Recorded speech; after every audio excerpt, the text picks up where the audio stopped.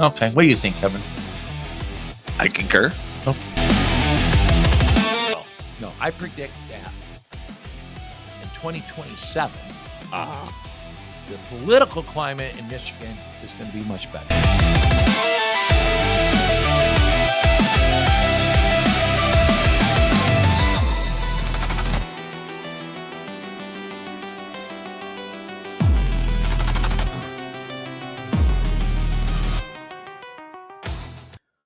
Hello again, and welcome to another episode of Stick to the Plan podcast. As always, I'm Kevin, and I'm here with Russ. Pull him up. It's another Monday. Kevin, no, it's not Monday. Oh, it's a Saturday. I forgot. So normally we would say it's another Monday, but we're doing a Saturday stream. Yeah, Saturday stream. So that really came around quick. But we did that because we already had guests lined up. Yeah. And usually the problem with Monday after Monday is I'm not prepared and I don't book guests until the weekend before. Right. And because I'm lazy. Yeah, I'm a procrastinator. There's tons of people that want to be on the Stick to Plan podcast. I don't really get it. Election season. No one watches the show, but everybody wants on it. Well, they rewatch the show apparently. They do. And but yeah, we are here on a Saturday for a special stream. We will not stream live on Monday. We will repost this stream again. It's live now, and we'll share it on all the platforms. But you know what, Kevin? I'm looking forward to not having an obligation on Monday. Yeah, that's gonna be nice. You've been busy. I'm busy. One of your podcast customers announced a run for mayor. Yep. I bet you're going to be doing a little bit more with him. Probably. John Wilson running for city of Jackson mayor. Yep. Now, I knew he was going to run. We all knew. I had it at assumption. But he officially announced on the Hits Home Jackson. Yeah, if you watch the clip, I was generally surprised because you go, oh. I did cut a clip out of his announcement, but we have to adjust it because he misspoke somewhere in there, and that's fine. Something I missed when I was Kevin, editing, so. That was a good. I thought the whole show was good. It was good. Actually, we got a lot of information in that. Will explaining extreme ownership with the city of Jackson was on point. And then, of course, John feeding into that conversation. I really liked it. And we won't talk what extreme ownership is. You can go to Hits Home Jackson with John Wilson. Yeah. On YouTube or Rumble and watch that show. It was only an hour long, but it was a great show. Yeah. Good job. And you can, instead of paying millions of dollars, you can actually download that book for free. I have a link for that. So if you want to read the extreme ownership book. I will remind everybody that Kevin is in the podcast business. I do that. And we are in a professional studio within the hallways of the Jackson GOP. And you do have a couple of clients, and then you also produce kind of for free. It's part of the deal. Yeah. Any political podcast that we have coming on, I think that you're going to be utilized a lot when the campaigns gear up, especially with Mike Rogers leasing space here in the Jackson GOP headquarters. I hope at least. They'd be idiots not to use the podcast room. Yeah, but no one has yet. They're not here yet. Well, I'm saying no one. I know. Well, you're supposed to play it up. I was trying to build some hype here. Yeah, the only people that watch the show live are my fans, and they all know I suck. Luckily, Rumble pays you $1 a show, right? It is about that, yeah. All right. Turns out. We're here for a special reason. Yeah. Saturday afternoon. I'm going to introduce our guest now. Okay. Michigan GOP Grassroots Vice Chair, Mr. Chris Long. Welcome to the show, Chris. How are you? I am doing good. How are you? Welcome to the Stick to the Plan podcast. I think this is your first appearance. It is the first appearance on our show. Yes. You have been a frequent podcast guest lately. On a few different podcasts, yes. Yes, you are. And then Rusty Jennings. Well, you started your own. Yeah, with Rusty Richter. Yeah, there you go. Russ. And then I drove up for the second episode of that. Yeah. Me and Kevin did, and I was on that show. I liked that show. That was a good show. Now it's kind of on pause right now while I'm figuring out logistics. But we'll be starting that back up. No, I liked it. The first episode with Lance, 10x votes. How can you go wrong, man? Right. So when Lance was here for our forum at the Jackson GOP a couple of Saturdays ago, I was introducing him, and I caught myself selling 10x votes. And I told Lance, I told everybody, I said, well, I'm not here to sell it. Lance is. And I just kept selling it. And I made a joke. I'm like, well, I should probably get a job. And Lance goes, we're hiring. I went home and told the wife. She goes, no, you're not going to work for 10x votes. But I wouldn't mind that. Run around event after event. I like 10x votes. Yeah. But Lance is doing all that on He his is own. everywhere. Jeez. I like events as much as anybody, but several in a week would get old. It is tiresome. So, yeah. Always. Looks like we got a countdown for that debate, by the way, about 4 Okay. minutes and 50 seconds. If you look on your screen, you should be able to see it. Okay, so explain what we're waiting for here, Chris. The District 9. So District 9 is having a SOS debate with the SOS candidates. I think two of the three. I think it's Monica and Amanda Love. And they're doing a live stream, and I think we could maybe do some live commentary. I like the idea. I don't know how much we're going to do it. I but- like the fact that they're doing a live stream. We were going to do our forum that way, and I don't know why we never, with the talents of Chris Baird, why we weren't able to do our Or forum your here in son that Jackson. owns a podcast studio I and know has it. all the equipment. I tell you what, next event, Kevin, you're going to be in on that. You guys just got to tell me. We got lazy. The events committee had a lot on our plates. We had coffee to make and donuts to pick up, So, but I can't read all the information on the flyer there. So it's a SOS debate, 2 of the 3. Chris, do you know why the third one isn't in on this debate? I have no idea. Did he have something I think else he's scheduled? I think he's in Grand Rapids right now. I think there's a pizza party in Grand Rapids, Okay. but All right. I don't know. And it's moderated by Some Logan. Laurel Logan, which Mhm.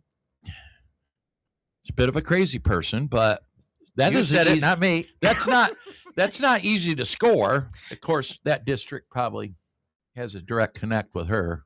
Did Yeah. you see that? What?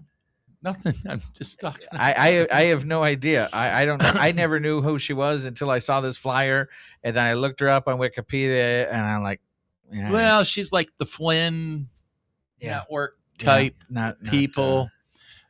Speaking of General Flynn, what did you see anything? I think Scott McMahon threw it out there first, and then it started circulating around. President Trump posting on Truth Social. Oh, I posted that video Oh. that Donald Trump posted, and I got a bunch of flack from posting that. And what I said, I like it in the video. It says there's a Donald Trump. Can we pull up the video? Let's put the pause on the debate thing. You'll have to Let's tell him pull where the to go. video You of can that tell- Donald Trump thing. So If that you would go on my Facebook, you could probably find it. Chris Long. But where Trump pretty much said It's all bullshit. General Flynn and some other Sidney names, Powell. Sidney Powell, he said, "Shut the F up Yeah, and let me do my thing." yeah. And Well, basically, to everybody that's always complaining about whatever he's doing on our side. I agree, and that's what made me lead to my Keep going down. the Facebook post that I put out today on Stick to Plan podcast was, gosh, and I'm going to screw up the wording. I had it worded right. You ever notice that the people that are upset with Donald Trump's agenda are the ones that complain that right there, that video. Yeah. House But- Republicans and House Senate aren't supporting Donald Trump enough? But they're the same ones those people are the same ones that don't support Donald Trump enough. Correct. Venezuela, Yeah. tariffs, endorsements. Right. Endorsements. So you're going to complain that Unless Donald Trump endorses the person you like, those people are going to be like, We're it's coming out a strong scam." already, aren't we, Chris? Yeah. We're coming out strong already. Yeah. I was going to make an announcement that more than likely with you on the show today, that I am going to catch a lot of heat. You catch heat all the time. For 3 years, I caught heat from, well, for the 3 years with the Goshen fight, I caught heat from the Democrats and the rhinos. Now I'm catching heat from both the establishment and the grassroots. So it's just my life, I guess. You can't win. Now, I avoid heat. If someone asks me one-on-one or personally, I will say what I got on my mind. I avoid it on social media or even on this podcast. Not always. I mentioned Kevin, right? Hell, I've been in reason why we started the Jackson GOP under the Oaks podcast is to separate this podcast from information with the Jackson GOP. Yes. Because I have had candidates for governor mad at me. I have had candidates for U.S. Senate pissed off at me. I've had phone call, hey, you got to take that string down because of a legal action that's going on. Only once. I know. But my point here is it's a podcast. Like, come on. I know it. And like Kevin always says, Don't everybody watch it. wants on the show and no one's watching the damn thing. Well, we got 6 people today. I'm sure we do. For Saturday, that's not bad. No, for a surprise show, we're all right. In the root of, and that's where Kevin's supposed to come in to bring us down to ground about, so we're not always talking inside baseball. What the root of what you and I agree on here is I'm in this business to elect Republicans. That's what our purpose is. The whole purpose is to elect Republicans and get Republicans elected. Period. We're not an activist group.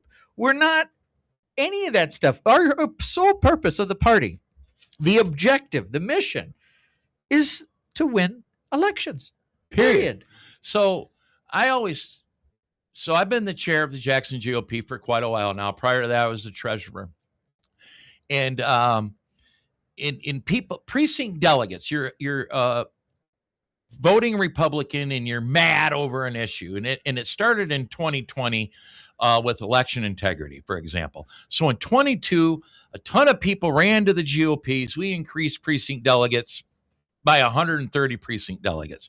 And they're all like, what are you going to do about election integrity? Yeah. I cared about election integrity. We It's all very do. important, right? And I wanted to do something. But I had to tell them, I didn't want to, we're here to elect Republicans. We're not a social justice group. We're not an issues group, okay? Yeah.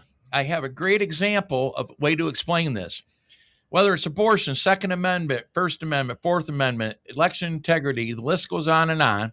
Those are very important to us, but it's our job to find candidates and get those candidates to win that represent all those issues for us. We're not an issues-oriented organization. We're a political group to elect Republicans. Correct. And I hear this election integrity. I was just blocked about an hour or so today by a big election integrity guy because he's trying to tell me that it's the single biggest priority that we need to be focused on. And I said, well, it's winning elections is an equation, okay? And election integrity plays into that equation. But if you don't get out the vote, you have nothing to protect. You can have the most honest election, the most secure election, but if you're not turning out the votes, you have nothing to protect. Period. Yeah. Okay. I ran on that. I mean, I said that line at every single event when I was campaigning for this position. And I'm not straying away from that. Yeah. I am remaining consistent. Election integrity is vital. And I appreciate everything everyone's doing. But here's the caveat. We're in the minority right now. We don't control all that. We don't control the governor. We don't control the Senate. All we have is the House. We have to play by the current rules that exist today. Some of them are ensconced into our state constitution because of 2022. Right. And we have to play by those rules, not the rules we wish. If we don't win elections, we're not going to be able to change any of this stuff. And so everybody wants to focus on election integrity. Great. If you want to work on that, fine. But if you're not getting out the vote, if we don't have anyone getting out the vote, what are you going to protect? Luckily, like on the election integrity front, when there's a rush to the GOPs, the primary reason was election integrity. Groups started popping up that focused on election integrity, and that gave them a place to go. I get why people came to the GOPs. They were frustrated on 2020. That's right. They were frustrated 2020. They don't know where to go, so you go to the GOPs. Yeah, and luckily most of them understood what I was trying to say, but some are still mad, and to this day, that I would say we're not an issue-oriented organization. I just had a conversation with, I think, an officer in the Washtenaw GOP. He was here at our forum, and I'm struggling to get enthusiasm out of the Washtenaw GOP on a House candidate, a candidate for state House, a Democrats currently holding that state House. Jackson's all in on this candidate. I get nothing out of Washtenaw County. I get one of their, I think, officers here in the GOP, and I went to him. I said, "What the hell's wrong with you guys? What's going on? How come I can't get enthusiasm on the Washtenaw side for this candidate?" And he hems and haws and tells me some bullshit that I really wasn't listening to. And I finally asked him. I says, "So is the Washtenaw GOP candidate oriented or issues oriented?" "Oh, we're very much issues oriented." And I'm like, well, we're all separate organizations. You can do what you want, but that makes zero sense. Correct. You know what they're hung up on over there? What? What's on the ballot every 14 years? Constitutional Convention? Yes. 16 years. 16 years. Yeah. Their discussion in their last GOP meeting, from what I hear, primarily was over that. They want to do it? Yes. No. And even if you did, you gotta need more counties involved. But that was their discussion, not electing someone for District 48, District 47, or finding a Senate candidate that Sue Shink holds. None of that is being discussed. That's what we discussed at the Jackson GOP. And that's what we're supposed to discuss, electing candidates. So the Constitutional Convention in Michigan, there are some people that think that this is the solution to fix the terrible all the stuff that got into our Constitution through amendments. I'll first start by saying our state, the way to get things amended to the Constitution is pretty bad. It only takes 50% plus one. In Florida, for example, it's like 60% in order to amend the Constitution. So we have a very low bar of simply 50% plus one. And so we need to change that. If we want to stop these crazy legislation, we shouldn't be able to change the Constitution so easily. Correct. Exactly. And Florida fixed that. That's why Florida doesn't have the Axe My Tax through a petition. Yeah. They have it they're doing it through the legislation. Now it's going to end up on the ballot, but the bar is so low, it's too easy to amend the Constitution. So the the Constitutional Convention, which will be, I believe, Proposal 1 of November, there are people who believe that we should be voting yes on that. And I think that's a terrible idea because, one, there is no there's no way of just opening up the Constitution, editing certain parts. You do this and you say yes, and everybody says it, the whole thing gets opened up. And so that means that then there's another election where you pick the people that go to that convention and edit it. Now, the convention could last 6 months, could last a year, could last a week. They could go there and adjourn immediately. Who knows? But the issue is when you open it up, the people will be voted to go there. The Democrats will have their wants. The Republicans, we Grassroots, will have our wants. And there tends to be, I'm just saying, we don't really stick together as Republicans. And I doubt that we will be able to come into that convention and make sure our things get through. Even if we had the majority, I guarantee you people will sell out because the lobbyists and everything will be going towards the people that win that election to go to that convention. They will sell out. That's what we do. Sorry, I don't know why we do it. I mean, we elect the wrong people. They sell out, and we can't stick together as a group and it will get worse. The Constitution will get worse. It's the same reason why I don't like the Constitutional Convention of the States thing, the Convention of States that people want to amend and fix the use the Fifth Amendment, I think it is, to open that can of worms and have the states vote. It's what's that called? Fifth Amendment? I thought it's the fifth. Fifth? I thought state sovereignty was the 10th, but I could be misspoken. No, they what they want to do is they want to open up the federal constitution as well. This is separate from Proposal 1. This is regarding getting so many states to ratify and all that. Anyway, you go in. Yeah, they the want 10th Amendment's states' rights. Fifth Amendment is like self-incrimination. Blah blah blah. Bill of Rights establishes the principle of federalism, clarifying the division of powers between federal and government, between the federal government and the states. I don't know. There's one thing where ratifying amendments. Yeah, it's something about it's never. First of all, it's never. This particular amendment has never been used before, and these people want to do it, and they basically want to make it so that they want to add term limits, and they want to somehow fix the debt through this.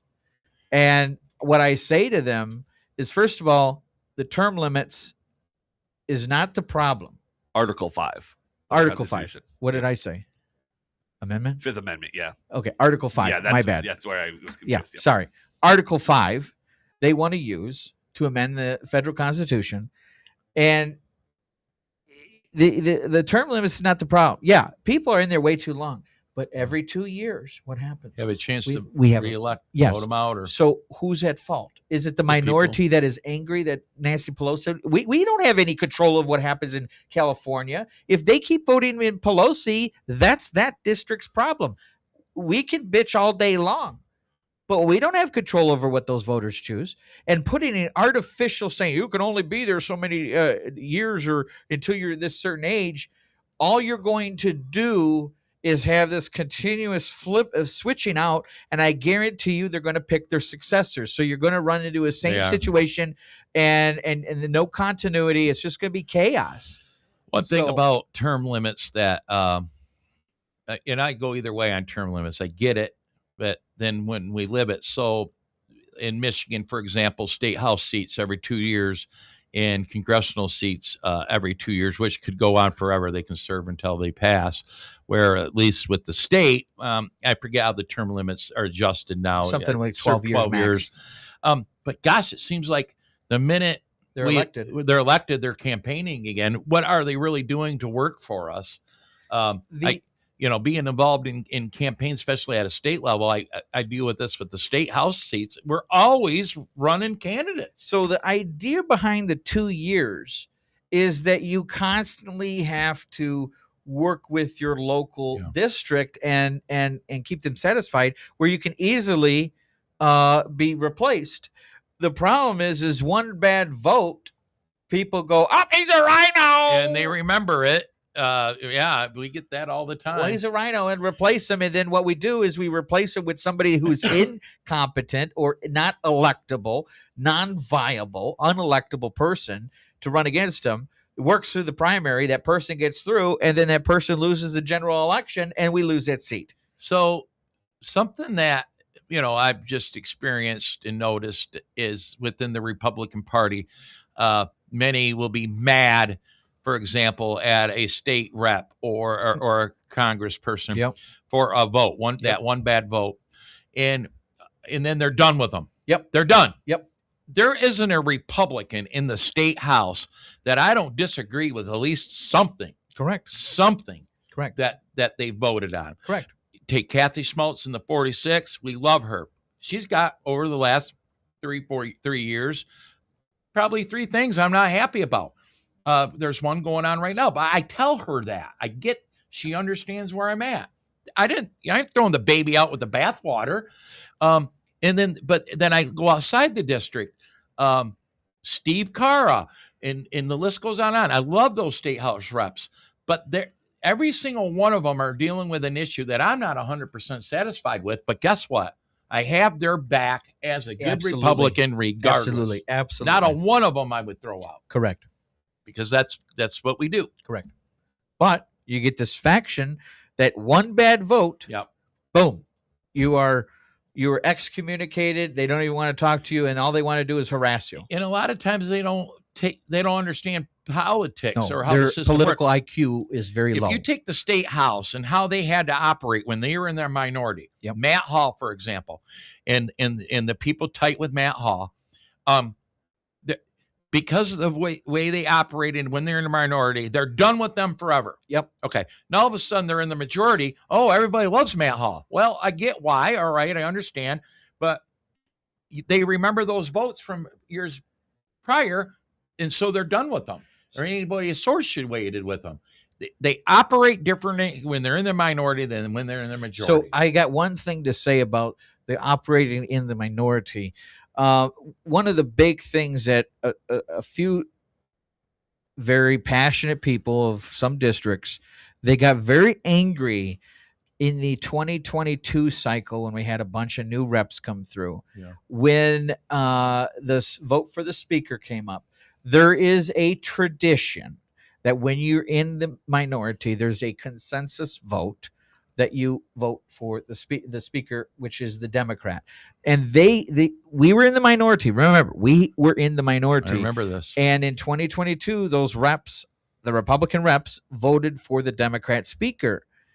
We didn't have the votes to undo it. But because they didn't vote no, all these people now call them a rhino for voting for the Democrat speaker. It's a tradition. Now, look, I think we need to scrap the tradition. Fuck the tradition. Excuse my language. I get it.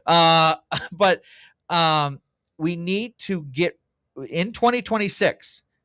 If let's forget 2026. Anytime we're in the minority again, screw the tradition. Okay.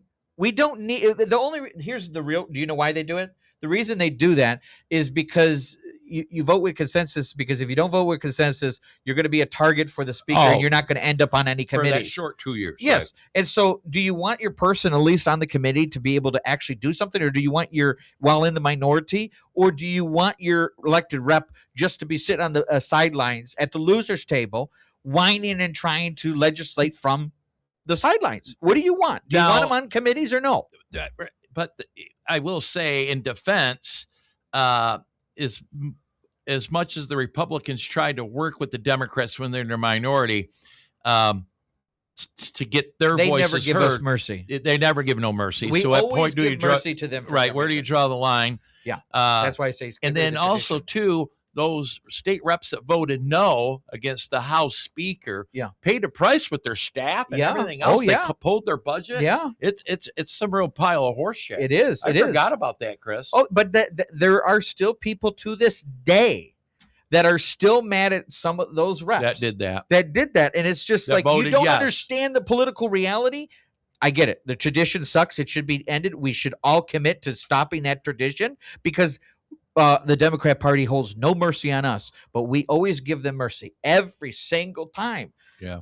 Maybe it shows our good nature, but I'm sorry, it's time to stop that good nature and stop giving mercy to them, because they don't give it to us. Hopefully we won't be in the minority for a very, very long time. I tell you what, in 26, we better not be. We better not be. I mean, I'm committed to it. There's 2 candidates for state house seats looking right for houses here in Florida. in the GOP today. They're working it now, Yeah. Oh, Chris, I'm glad you brought that up. I've been wanting to move from not only the weather climate, but the political climate of this state for a couple years.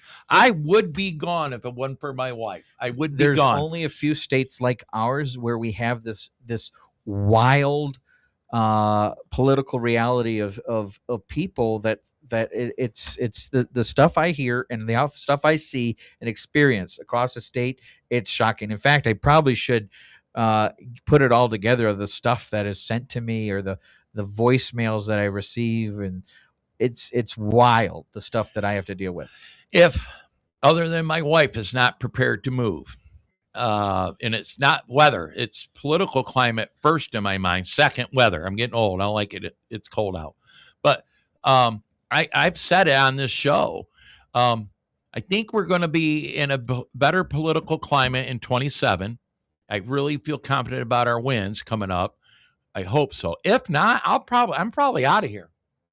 I think we're all going to be out of here. I'm going to go to a more Republican-friendly state, man. Florida. I'd be out of here. Trade the political climate for some hurricanes. I think actually that might be a better trade-off, honestly, because the good weather, but we don't have to deal with the craziness. This weather that we're dealing with right now is not as fast and damaging as a hurricane. But let me tell you, sub-zero weather is pretty damaging on your home, your body, and everything you do. Pair that with the political climate of the political climate, craziness. And I don't foresee it changing, but I think I'm going to wait until after the Florida governor's race, though. Well, you think a Democrat might take that? I don't think Byron foresee Donalds it, will be the next governor. Does the Florida legislature, do they hold Republicans in the Senate and the House? Do we know that? Any of us know that? I can look. So we got a Republican governor. Do they have a Republican majority As far as I know, in it's the a House, trifecta. in their Senate? They have a trifecta. I wondered From that. what I know, don't quote me. Yeah, be interesting, because if they did lose the governorship to a Democrat, if they still hold the Senate and the House, I mean, that's where that game is. I know one thing. The last few years, this political climate, It's gone to shit. it's terrible. And I'll be everybody's an goddamn expert. if I'm going to let it happen again. Anything I can do to stop it. That's why I'm involved. Mhm. I came out of nowhere. You're right. I helped with the Goshen thing. I've been watching from the sidelines for a very long time. I've been politically astute watching since high school before that. But that's why I got involved, because of the craziness. We were going To try to to help fix it. As of right now, the Republican Party in Florida controls the governor, secretary of state, attorney general in both chambers, and the state Wow. legislator. That's what we need here. wow. But we're not going to get it when people are saying, "I'd rather stand on principles than win elections." Well, Can your- you believe your that? principles aren't shit. If you Can't keep letting advance your Democrats- principles from the Not at all. minority. Not at all. Are Not- you going to hear Not with Mallory Morrow right? as our U.S. senator. So tell me, if you purposely lose elections, standing on principles, do you think you're going to hear the accolade, "Well done, good and faithful servant," when you purposely cause Democrat policies which kill babies, all these different things that shit all over the Constitution, shit Erode all our over freedom our and our rights? liberty. Exactly. Do you think if you caused that, do you think that you're going to hear, "Well done, good and faithful servant," when that time comes? Or are they going to say, do you think you're going to hear that just because you stood on principles? no, I don't think so. They're going to call you racist and sue you. Principles are a guiding light. It is the map we follow. But you know what? Sometimes we have to take a different path in some cases. Sometimes the path is a little difficult. Sometimes things happen. We have to work with what we got. Any Republican will be objectively better Yes, than a Democrat. I Think about wholeheartedly- Rick Snyder. Yeah. Look, he's very centrist, left-leaning on some things. But do you think that the Democrat, which was the mayor of Lansing, would have been a better governor than? Was that Andy Shore at the time? Who was I don't it? know. But it doesn't matter. It doesn't matter. Some Doesn't matter. crazy left-leaning Democrat, Marxist, communist. It's as simple as but do you think it would be better? No, Exactly. allowing Alyssa Slotkin to be our U.S. senator over Mike Rogers. Correct. Listen, I got on this podcast. When Mike Rogers announced he was going to run again, I was not thrilled. He called me on the phone. He called all the county chairs, and I told him called on me the too. phone, "What the hell are you talking about? Why you lost?" Right? I wasn't thrilled. And then we had a stream, and we didn't talk very kindly about him, did we, Kevin? Nah. And let me tell you, I caught some hell. Well, we didn't talk poorly. We just spoke the truth. We did, Who did you catch hell from? from Mike Rogers. Oh, Well, from his Well, campaign. right. I got a phone call from his campaign manager, then Mike himself. And now at the time, in my defense, as a good Republican, Jonathan Lindsay was in the mix and was wanting to run for U.S. Senate. And this is the 5th District, and the 5th District loves Jonathan Lindsay. And when Mike finally called me, I said, here it is. If Lindsay doesn't get the Trump endorsement or has to drop out, I'm all in Mike Rogers. That's exactly what happened. I'm all in on Mike Rogers. So I have talked to many people across the state, from people that like him and people don't like him. It's both sides. But there's a statistical reality here. And I don't care who wins the Senate race in the primary, as long as after that primary is over, we back whoever it is. But statistically, and this is not an endorsement, this is not, should be not construed as an endorsement. I am stating political reality and statistical reality. Mike Rogers will most likely be the Senate nominee. I don't know how else to put it. It's, if you believe elsewise, I don't know how you get to that conclusion. Donald Trump endorsed him. Okay. And Trump we trust, which most people don't for some reason. But here's the thing. We, as those that are politically involved delegates, involved with the party, are less than 1% of the primary vote.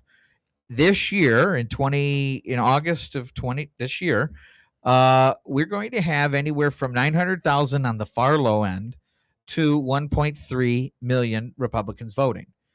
The 7,000 delegates that we have statewide is less than 1% of that. We are the most politically active. The rest of the voters, which is the majority, are not politically active and will follow what Donald Trump says. Yeah. We might say otherwise, but at the end of the day, we don't make up the majority, and we certainly do not know how to influence people to vote a certain way based on evidence historically. We talked about this earlier before the show. John James. Yeah. Okay. In my opinion, he has a genius campaign staff. They know, why am I going to run around the state, Lincoln Day dinner after Lincoln Day dinner, and event after event after event, to talk to the echo chamber of 1% of the voters? Yes.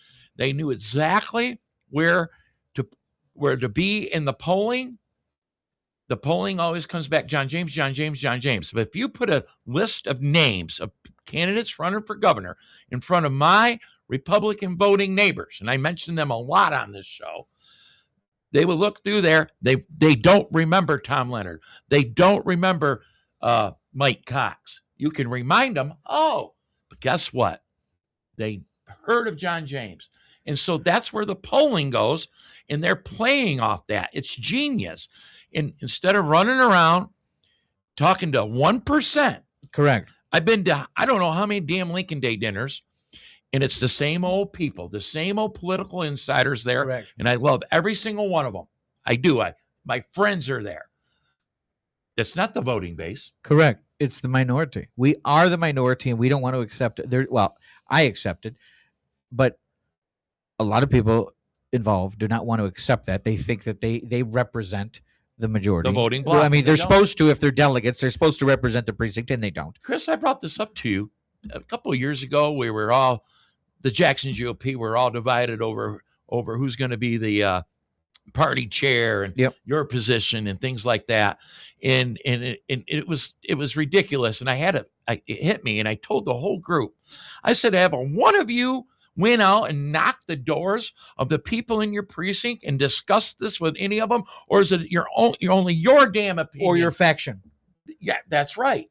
Not a one of them are out knocking doors. No, none of them ask, who should we vote for chair? They don't do that. They talk to their echo chamber, right, their faction only, but yet they're elected by their constituents to represent them. They use that as a shield, a virtue signal. I can tell you not a one precinct delegate. Nobody does. All right. In Jackson County, there's probably a couple that have or do to a certain degree. I'm part of that problem. I remember I was new in a precinct delegate. I wasn't out working the doors like I was supposed to. No one ever said that I was really supposed to. I didn't. Okay. Now been in leadership for several years. All my neighbors, all most of my township, definitely my precinct, know who I am. So I get those calls, or if I'm out on my pontoon, you know, I'm working it. But I know I didn't. I know they're not. Correct. It's true. You know, but they always use it as a shield. I got the most votes in my precinct as for precinct delegate. by the Okay. way, I never get the most votes in my precinct for precinct delegate. I did actually get the most votes. I'm usually I got third. more votes than Lori Brock. I always brag about that. And to the two Lori. people ahead of me, they're kind of fringe, not participating with the GOP. But here's the thing. There are 10 slots available and 7 people ran in Yeah. my precinct. So it didn't matter how many votes No, I it got. doesn't I matter. could get 1 vote and I'm in. Yeah, That's the other part my that precinct's nobody got understands. 13. I think there's 5 of us. Right. know, So 1 vote could have got you in. Are you it doesn't make any sense why people use that as an argument. yeah. I don't know if it makes them feel better. I do know that there are some people that being a delegate has become their identity. I have received business cards of people that say their name and then precinct delegate. Like yeah. I've seen it's like, okay, guys, I just need your phone. I don't carry around business. Oh, do you have a Yeah. business card? Maybe I should, but I'm not. I it's just going to end up in the I- trash. You want my phone number? Here's my phone number. On the flip side of that, we have county conventions coming up, and we can appoint delegates to open Hardworking Priest- Republicans. Yeah. right to open precinct delegate spots. And I was talking to my friend Todd Gilman. They're not doing it in Monroe. There's no reason to be a precinct delegate. There's not a convention that they can vote in prior to the August primary when they'll be on the ballot. Right.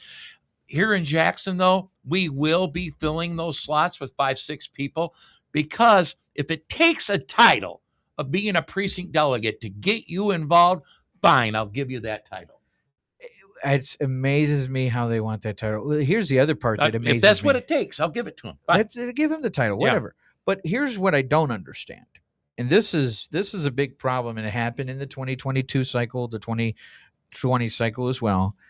Is you have people who are recruited, they fill out their affidavit, and then they show up at the county convention. They never once gone to a county meeting. Yeah. Because there's a Normally- lapse. There's a normally lapse not. between April and August where you can't fill in the affidavits anymore. Okay. Yep. There's a period of time Yep. where there's a cutoff date. And during that cutoff date, you would think if they really wanted to be a delegate, if they really wanted to get involved, you would get involved with your local county, regardless of if you're a delegate or not. But these people fill out the affidavit, wait until the August primary. If they get elected, they show up to the county convention, but they don't know anybody. They don't know Yeah. what's going on. They don't know the process. And then they get to their first convention and they're like, especially in the bigger counties, there's arguing over everything. They're looking around like, what the heck is happening? I just came here to vote for a certain somebody because that's what I was told to do. Consumed. They're being Hmm. managed. Yeah. Well, I had something on my mind that was really going to feed into that. I lost my train of thought. I just think Must need more coffee. Yeah. I just think that if you truly want to be Oh, I involved, remember. you should not have to wait till you're elected delegate to be involved. I myself spent over a year as a dues paying member of my county party and was not a delegate. I learned, I volunteered, I went to the events, I helped out, I participated in discussions, I networked. And then I put my name for an affidavit to become a precinct delegate. I ended up on the ballot. I won. But I didn't just get involved after winning my election. I was involved when I was not a delegate. Chris, That doesn't the happen Jackson enough. GOP's, in my opinion, best current members started as volunteers. Yep. And this is what happened. Trump Force 47 occupied the space we're in right now in Jackson. We were so lucky, and we hooked to them and worked with them. In Trump Force 47, they did not care if you're a precinct delegate or not. They put out the word, we need volunteers. And people come in the door, and they were volunteering, working to elect Donald J. Trump. Yep. All right. Since they got to know us, they started coming to some of our meetings. We recruited, I think, 7 of our executive committee members started as volunteers, and they could care less about being a precinct delegate. Yep. Until the opportunity. They came in the door as volunteers first. Yep. And worked their butts off. Yep. I think the Michigan Republican Party and Deb Drick in Rusty don't agree. Rusty doesn't agree. If you remember, I brought this up. We waste a lot of time and resources recruiting precinct delegates when you need to start first with volunteers. We need volunteers. And then once you get them going and they're doing their thing, a couple months down the road, introduce them to the precinct delegate concept and then get them over the hump to be a precinct delegate. What happens if I go to my Republican voter neighbors and tell them you got to fill out an affidavit of identity, and you and I know it's a simple little form, you already blew them out of the water. They don't want nothing. What? And you take it down to the clerk's office. You're making them jump through hoops when all we need is volunteers, and then get them as precinct delegates after you got them as volunteers. Get them, vet them, turn to decide whether they're That's our best members. Yes, they're our best members. Those are the members you want, because they came to us, to the Trump campaign, to elect somebody. They knocked doors. They made phone calls. And that's what they do now as members. They understand. Not because I'm mad because the county, my road has potholes in it. And that's why I'm running the GOP. They understand because they were volunteers for a specific campaign or want to get involved. They understand that the job is electoral victories. They understand that. Those that come in for these other reasons, these takeovers, and just don't get involved with the county party and just do the affidavits, they're typically single issue activist type thing that want to take over the party and blame blah, blah, blah. You brought up, I had a, it was yesterday. I had a lady from Genesee call me. So we have on the MIGOP's website a AI assistant that when you call, you can just say, I want to speak to District 5 chair, and it will automatically route you to District 5's chair, Todd Gilman. Or you could say, I want to speak to the Jackson County chair, and it will call you. Does it? Yeah. I didn't know I was involved in that. Yeah. I after everything that's happened with, should I be sworn in? Don't jump tracks. After everything that's happened over the last few weeks, with certain people's phone numbers getting out there and being harassed, I talked to some people and said we need to implement a filter so that they can call, and this one directs to hide the number. We're still working on that, but that's currently what's going on, and you could do that. And anyway, somehow I ended up getting the call because the prompt they didn't know who to contact. They never was involved, so they just wanted help, and so they wanted to help out the Republican Party. So they called. It was from Genesee County. Great lady. She just moved back to the area. She's from the area for a long time. She just moved back, and she just wanted to volunteer. I asked, so are you a delegate? No, what's that? She didn't have any idea what a delegate was. Oh, I didn't when I got And I tried to explain it to her. I said, but she goes, I just want to help out. I want to make sure we take back our state. I love I'm like, that is what we need. That. That is what we need. Chris, our probable next Jackson County secretary came to us as a volunteer. Our chief of staff, Chris Baird, came to us as a volunteer. Trump Force 47, they came. Great people. And you know what? They're the hardest working people. Like I said, they came here to work. Yes. It's a volunteer organization. Hey, let's go to this District 9 thing. And what? 1 second. Oh, I have to use the restroom. So okay, go ahead. When you get the District 9 and we watch that for a minute, too much coffee. Okay, you watch that. I'll listen to it. I mean, you go to the restroom. Well, as soon as you're going to put up full screen, and I can just break out so I don't look like a total idiot. Give me a 1 second. I already sound like one. Well, we're used to that. I apologize, Chris. No, it's fine. I want to go back to this topic of delegates. Here we go.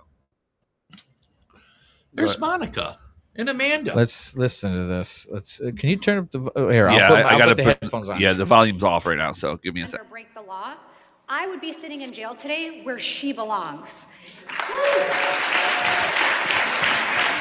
And for me, that double standard it's unacceptable. I know I'm preaching to the choir. We know that our elections are a mess, but what we need to know is how to fix them, right? First and foremost, Amanda talked about this. We're going to take Michigan out of Eric, right? The Electronic Reporting Information Center. That's easy. Yeah. On day one. But we need to clean up our voter rolls. We have 8.3-ish million people on the rolls, but only 7.8 million people that are actually eligible to vote in this state. So the math is not mathing.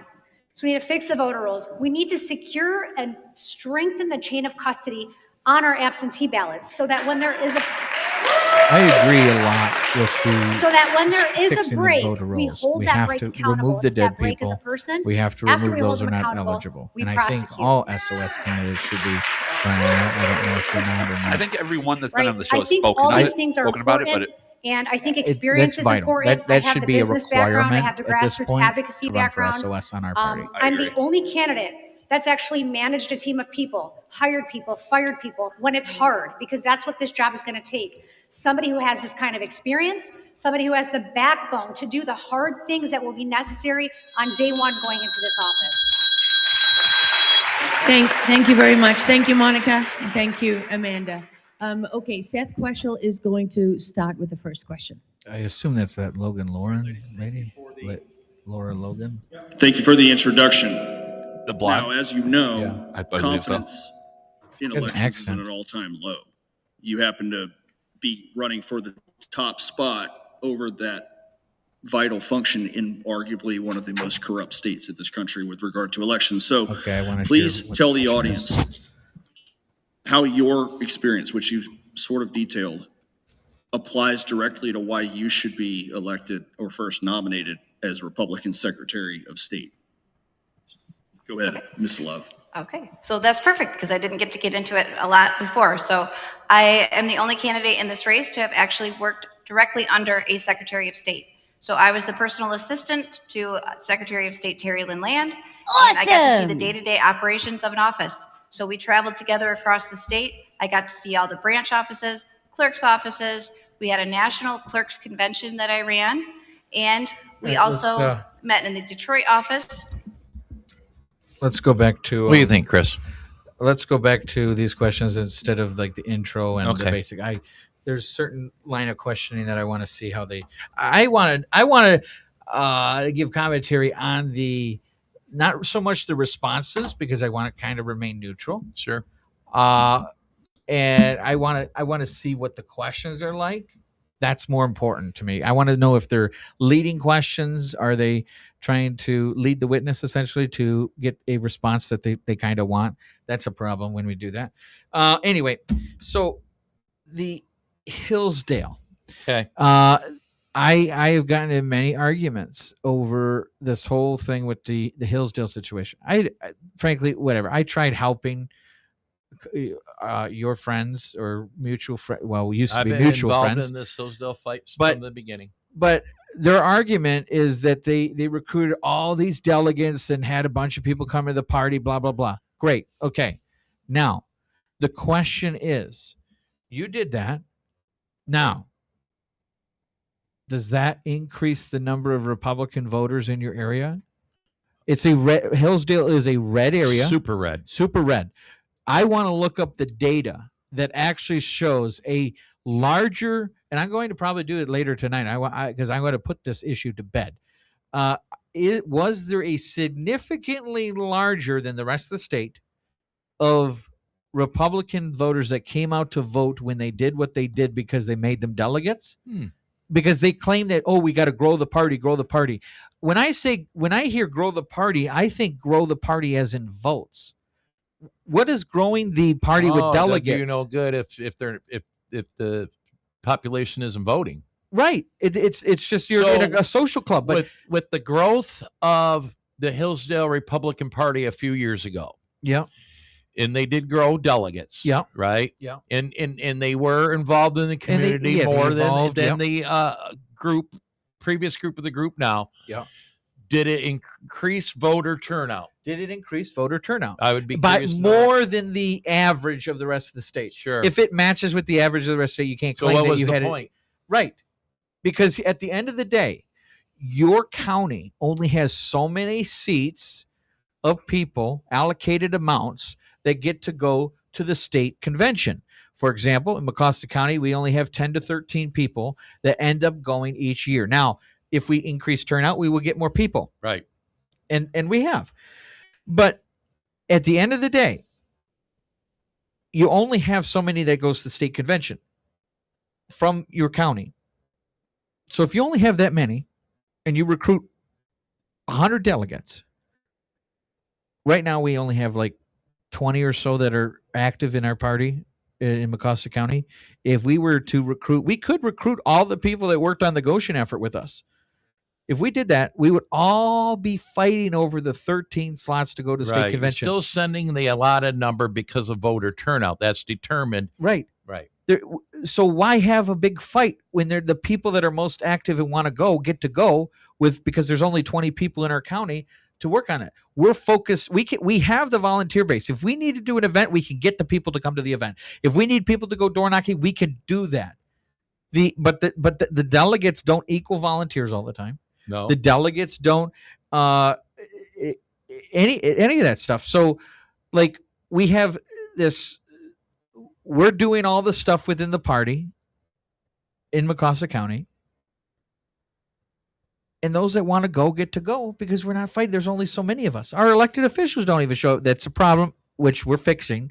The elected officials, we work to get them there. They better start showing up at the county convention, county meetings. A problem in a lot of counties, and by no means does Jackson have 100% elected officials showing up at meetings. But the way it sounds, we're better shape than most counties. We have 2 regular county commissioners that are always here, and then often the sheriff and the prosecutor and the secretary of state. But I hear that as a severe problem in a lot of counties, and I don't have the answer why that is. I think Monroe's got a pretty active group of elected officials that participate in their party. Yeah. Can you put up the debate thing, just the small window? Yeah, absolutely. Again, just keep that up. All right. Yeah, no problem. Thank you. Now, what happens, it tends to be that those elected officials, it's like oil and water with the some of the precinct delegates, that they're the establishment. Okay. I mean, I got a good example. We had a problem here in Jackson. We started working with Americans for Prosperity. Yep. And we got a small but vocal group that just oppose Americans for Prosperity for whatever reasons. Actually, 2 of the members have legitimate reasons why. The rest just fell in because they were supposed to be mad at something. And the state director of Americans for Prosperity lives in Jackson County, ran for state senate, and has sat on our executive committee for 4 years now. And just because you have a donor, it doesn't mean they put their finger on the scale. Right. AFP's never put their finger on the scale of any decision we've ever made around here. And then we even They have just want to help their out to state win. director on our executive committee. Yep. And he hasn't never put his finger on the scale. But they're always so afraid of that, well, AFP is going to make you vote a certain way. They could care less. Correct. They just want you to help them in their causes. If there's a cause that, say, AFP is out fighting for, because they have a lot of causes, and we're not comfortable with it. They're the activist group. That's right. That's what their but job if we're is. not comfortable with a certain cause, we don't have to participate. Correct. And they're cool. We'll jump in on the next one. When we did our Goshen fight, we didn't do it with the county party. You know, there were people of the county party that did it, but we had our own separate How can you organization. cut off resources to an amazing group? Yeah. You know, AFP will feed you. Oh, they love to feed people. They will love sponsor to events. feed They people. want to help. We call Sean right now. He'd probably run us some food right now. Let's do that. He'd DoorDash us. Let's do that. Go give him a call. Okay, have him call Mr. Burger. He I worked it in. you were you were on that. You beat me this to is it. my brain podcast, which I can't stand that podcast. They're a good All right, group of listen. people. Okay, He exists. I've been there. What a cool man cave. It is. Jeremy, cool guy. I've seen karaoke there, drank. It's cool. It has a great studio. That podcast stresses me out. Too many people, too many. It's quite all, chaotic. It's more all over the place than very this one. ADD oriented.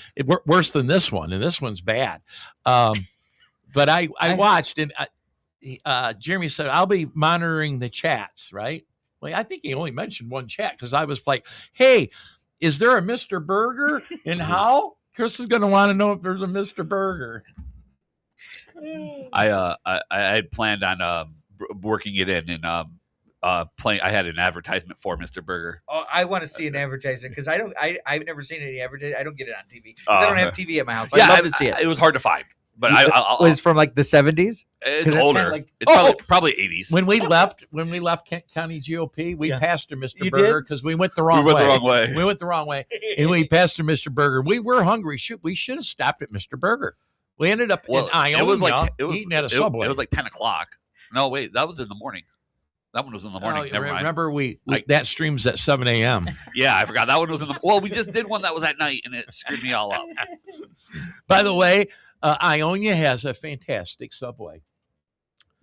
I don't go to Ionia. We don't know much. where the Wendy's is. but It's We got not off on the my highway to find a destinations. Wendy's, They've- and they, you know how the sign says Wendy's, on the interstate. Yeah. We take the exit Ionia. You had to drive 7 miles into Ionia. Yes, and we never did see a Wendy's, and we ended up at a Subway, which is fine. But me and Kevin have been joking, or I have been. Boy, that was a fantastic Subway. The one thing about Should've went Ionia to Mr. exit, Burger. they have a E85 gas pump Oh. there with this weird gas station, Eva or something like that. I don't know. It's some type of gas station I've only ever seen once in one location, and they got the E85 there. I've never used it. I don't have any Yeah, reason we to, used but, to have E85 but that's the stations one right thing now. I can remember about the Ionia exit off of 696. Yeah, whatever. So, you brought up about the whole establishment and grassroots and them fighting it. And a lot of people give me a lot of hate and throw shade and are pissed off, especially among the grassroots. And I don't really get it because the main message of mine is to win elections. That's why we're involved. That's why we're here. You and I are on the same page with that. Chris. And- That's why we get along. Yes, and there are people that don't want to win elections. I think some of them are out to destroy our elections. And when I ran, Not all, but I wanted to use the strategies that we used against Goshen. And those strategies, the big thing, the number one thing we did was we worked with everyone that worked with us. We worked with the establishment. We worked with the grassroots. We worked with Cromwell, and we worked with Hoekstra. We worked with legislators that people don't like and legislators that people do like. We all came together for a common mission. And that mission was stopping the Goshen battery plant, removing those elected officials. Let me remind you, yeah. we removed Republican elected officials from 2 townships and the county commission. We replaced them. Some of them were through a recall. Which isn't easy to do. I've been through a recall effort recalled in my the entire township, and township it board. was so hard.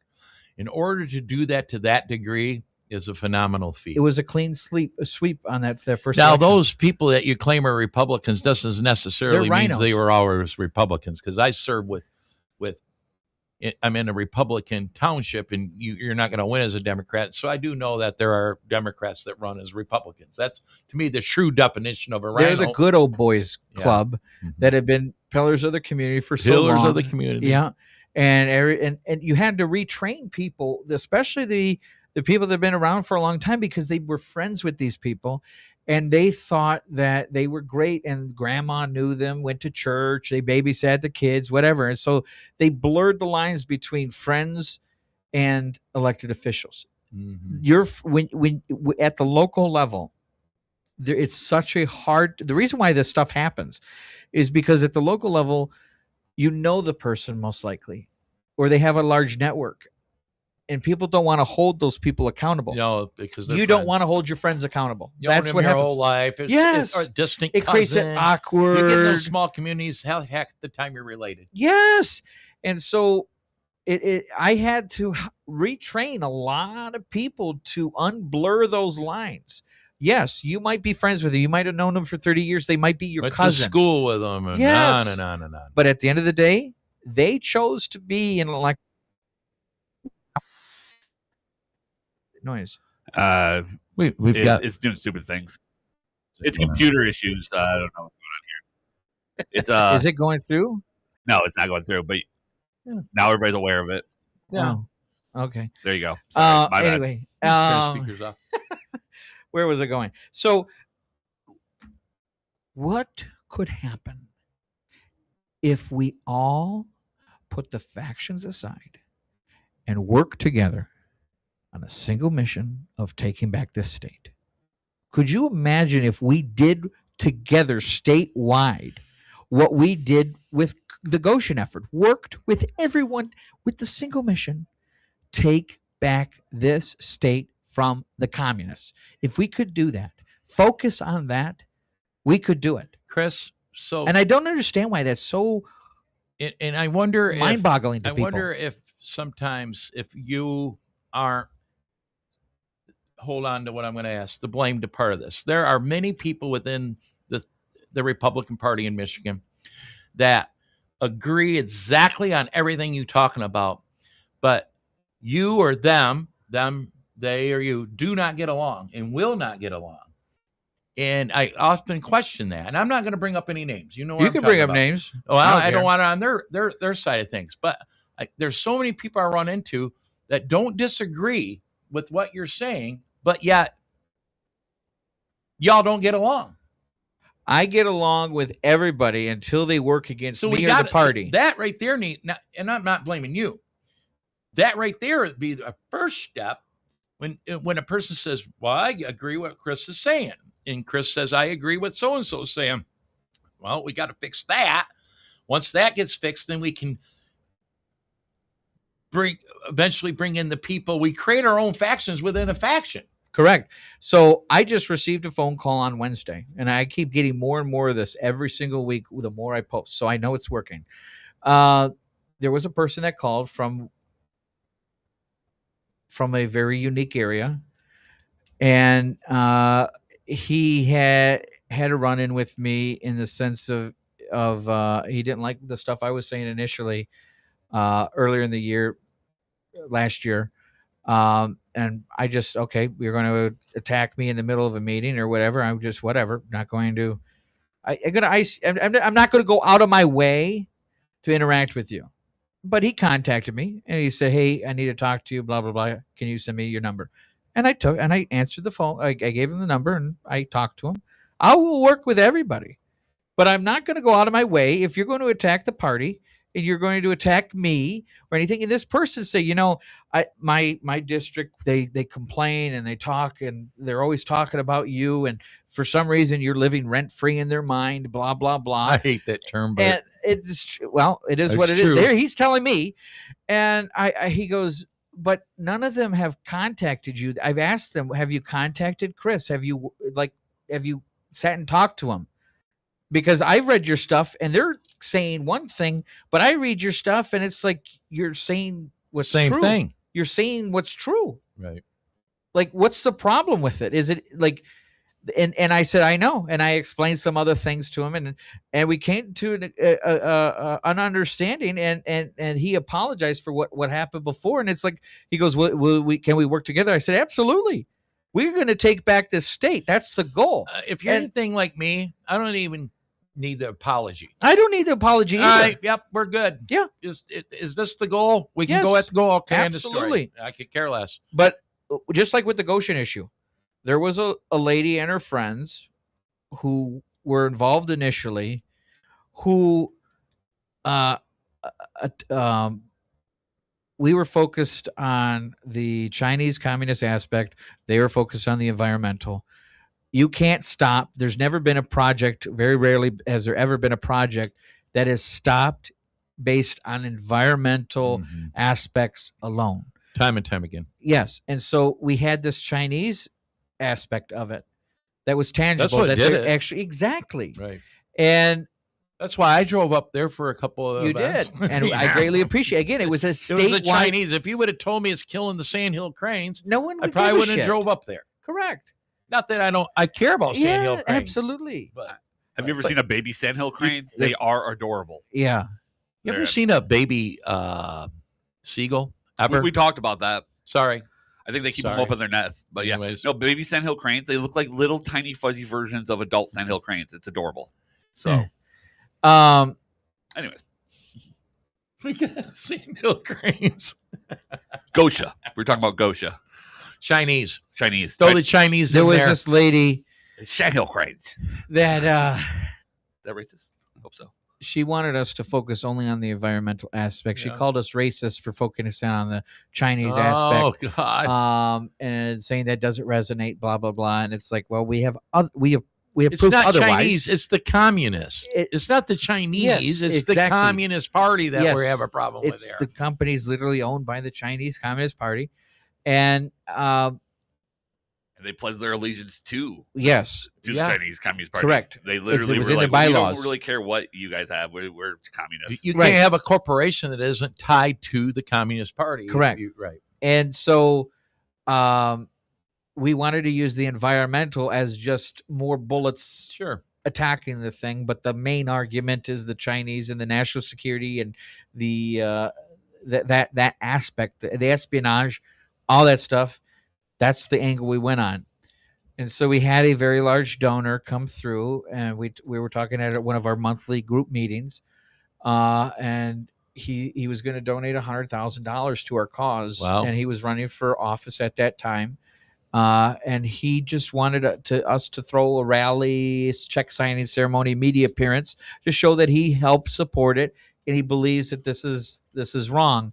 And so he was going to do that, and we announced that to the group. And this person and her friends blew a gasket, saying you're selling out the community, the mission, all this, giving it to the globalists, the rhinos, the establishment. You're selling out our mission, blah blah blah, for money. And it's like, no, we're just trying to get money to help stop, prevent, and write an injunction to prevent Goshen from buying the land initially. We could have stopped this a long time ago, but this lady blew up, then got in contact with this donor, and now that donor doesn't talk to us. Thinks we're all crazy. And that was $100,000 donation.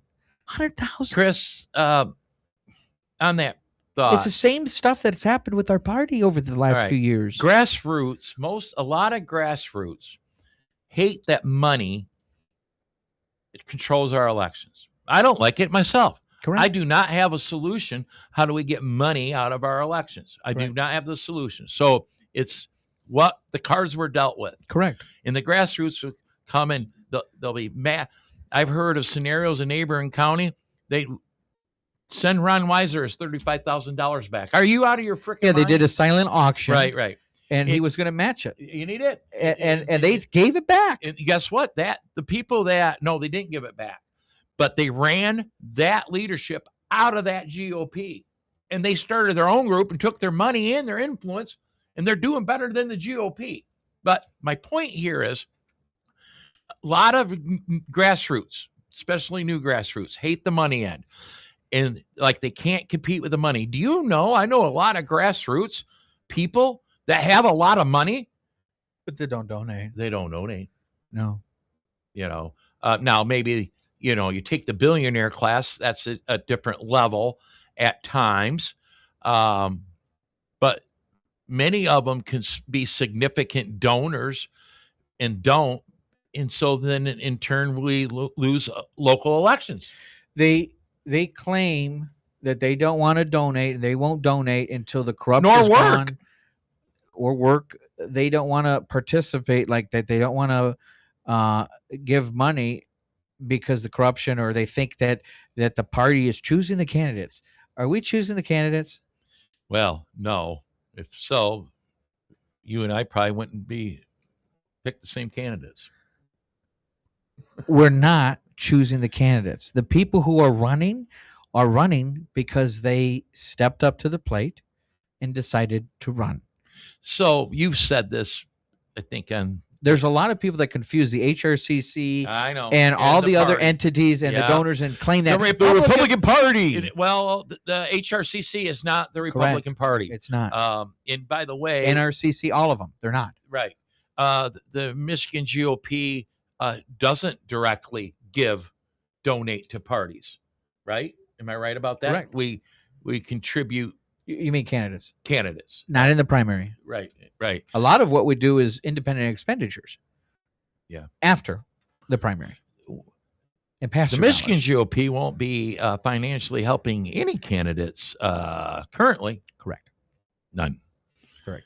Now, that being said, I hope the Michigan GOP is prepared for the so-called pass-through money and use that mechanism to be significant in elections. I know on a county level, we are a low financial resource county. We work with 4,000 but a year. we have learned how to be significant in elections. Yeah. Okay.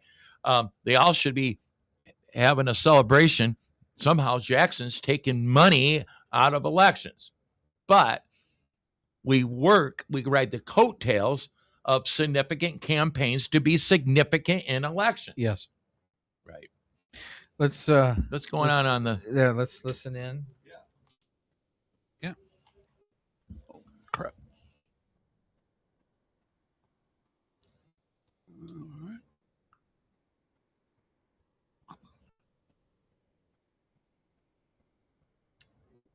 Think that it looks better now than it did in 2020.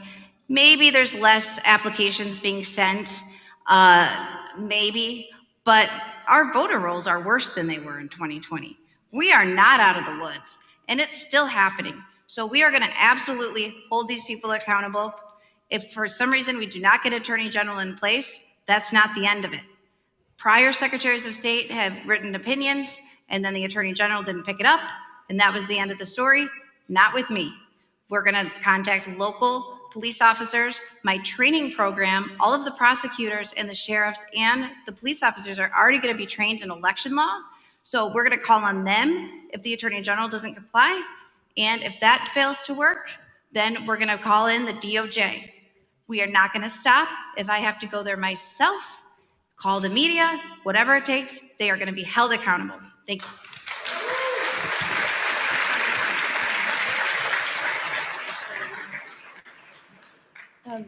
So based on your experience that you Amanda's laid kinda out on here, point I think it's today. fair to say, She can be at we times. can agree that neither of you are computer programmers, right? You don't speak code. So it's also fair to say that 99% of election and poll workers don't speak code. So how can anyone in any election site anywhere certify an election that is written in a language nobody speaks? Why are we doing this? This is not a good question. Well, because she's foreign. She doesn't know. Why is she moderating? Well, the this answer lady? is that it can't. Who is this and lady? If you've seen what I've seen Laura Logan. coming I don't out of know. some of these Okay. machines She related to in like Korean, the Logan strange brothers, the languages, ones that No, she's that's not. very, very concerning. As was mentioned previously, the Board of I wanna see Canvassers, it. unfortunately, have just become kind of a rubber stamp. And so we really want to make sure that their rights are actually being heard. They are actually supposed to issue a written opinion after every election. Most people don't know that because it's not being done. So we want to make sure that we are empowering the canvassers, and we also want to be decentralizing the Secretaries of State's office and giving more power to the local clerks. They are the ones that are supposed to be responsible for keeping up with the qualified voter file, but their rights are not being acknowledged. And I'm hearing stories from across the whole state that if they do remove somebody because they have a death certificate in hand, Eric is actually coming the system, Electronic Registration Information Center, I think it was said incorrectly earlier, that is getting actually added back on. So it's corrupt. We're going to get out of that, and we're going to empower All our the local candidates will officials talk about that, though. and our Board of Canvassers. Thank you. Amanda, sorry, you still have time.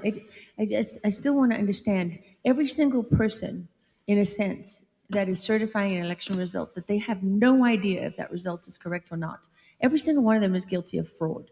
A There's not a misdemeanor. single person involved in this process This that is actually not. looks at the code This and is is the able to problem speak with it. this We debate. tell people- When we I tell saw voters this, that, I knew yeah, we this have was going to paper happen. ballots, and then This we is put- not the questions to be asking. This doesn't. This is like leading the question. I mean, you're asking about how can they certify election if they can't read the code. You're asking about how can they trust the machines. Look, That's why you buy the machines. There's some level of trust that is uniquely or universally accepted that this machine. So okay, fine, hand count everything. At that point, there is no code. Fine, are we going to accept it then? I mean, Probably not. I don't know if I trust the people No. counting it.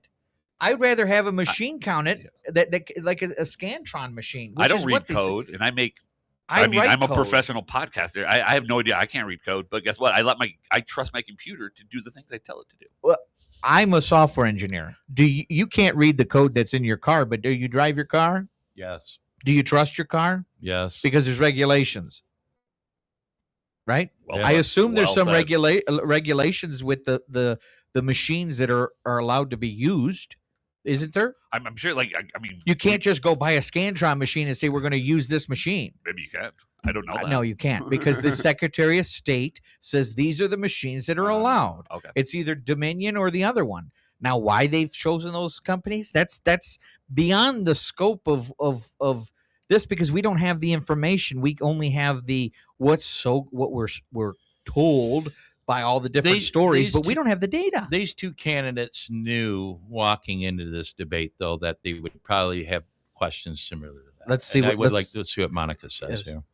So we need to set a very high standard and make sure it's a uniform standard so we can get our clerks on the same page, get them the support that they need with the training, but make sure that we're training people accordingly so that they can read the language that they need to read. And when we do go certify election results, we have the people with the right knowledge, with the know-how and the background. And again, that technical and that IT expertise that as the Secretary of State, So- I'd be able to bring in when I Pause bring the in new audio, or- people and hire new people. turn So down are the you audio. going to train your election workers Wait, go back. computer code? I mean, that's the language No, we're we're talking not going to about. train the Yeah, no, election but I would workers bring to in the read people that code. speak computer What is code, this right? So lady people with technical asking? They're experience, 85. IT experience, cybersecurity experience. Yeah, they're to assist 85. these This is people. crazy. Unless they have So I wanna access read to the this code, comment. they can't check. Not having open source code in a voting machine means that there is zero trust in any outcome in the machine. There is zero open source code in your vehicle. Do you trust the vehicle that you're driving? The AI in the Teslas, are you not going to trust that? I don't trust it, but there's no open source in that stuff.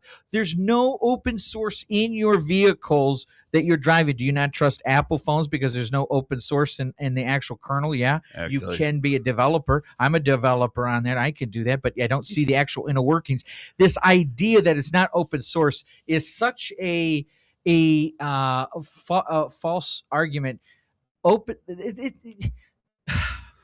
Open source. Oh, if Here's you're a good follow up, by the way, on what you're saying. And I think it better zones in on what the sentiment was. So- Hey, that's one of our clips. They're playing one of our clips on the thing.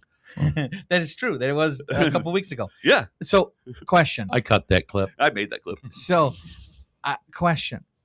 We're District 9 famous. Yeah, they have a better logo. The open source. Okay. Mm-hmm.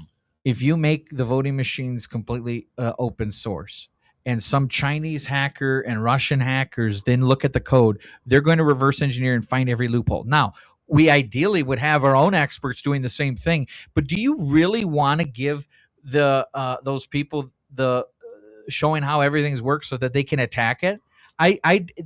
There's obscurity. We call it in my industry security through obscurity. You obscure it so you can't. It's a security level. Okay, not open source is great when you're writing an open source software for like your computer browser or some app that you don't want to pay for. You don't want to pay for QuickBooks, so you use the open source version of QuickBooks, or you don't want to pay for Word, so you use open source Word. Okay, that's fine, but talking to some 85-year-old of what open source is, it goes completely over their brain, and we're trying to use technical terms. I'm 59. I have no idea what you're talking about. This really irritates me. I regularly It have to have. pisses And I would me be off. a good election worker. I regularly have to tell my grandma how to turn her smart TV off. So I'm I- thinking. your TV's not open source. Are you going A to good- trust your Good TV? point. I Mine would is. probably be a good Actually, election worker, Mine is. and I have no idea what you're talking about. So, does that make me wouldn't be a good election worker? The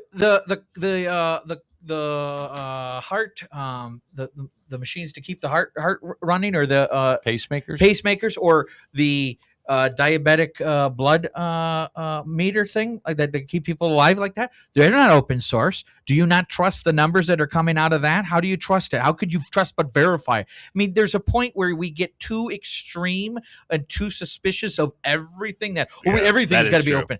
We can't live our life like this. We also have to live. We have to find a happy medium. Yes, between absolutely. transparency and not. I mean, there are people that claim to want transparency, but they don't actually know what that means, and they use it to virtue signal. I agree with transparency, but this saying open source, you're not going to get the. In fact, okay, how about this? People that can read code, the majority of the people who can read code are liberals. Okay. Because that's the majority of the programmers in the world are Democrats, okay? Possibly. Or they're not even involved with the political function, but they lean towards the DEI and all this other stuff. I mean, look at all the people that worked for Twitter back in the day. Oh, yeah. That was all liberals. So look at Facebook. All the coders. Where is the majority of the coders in the world? California. Silicon Valley. And they're all liberal there, okay? In my industry, there's a lot of younger people that are entering the software engineer. Every 5 years, the number of software engineers in the world doubles. The number of programmers. I believe it. That means that we have, if every single year or every 5 years, the number of programmers doubles. What does that mean?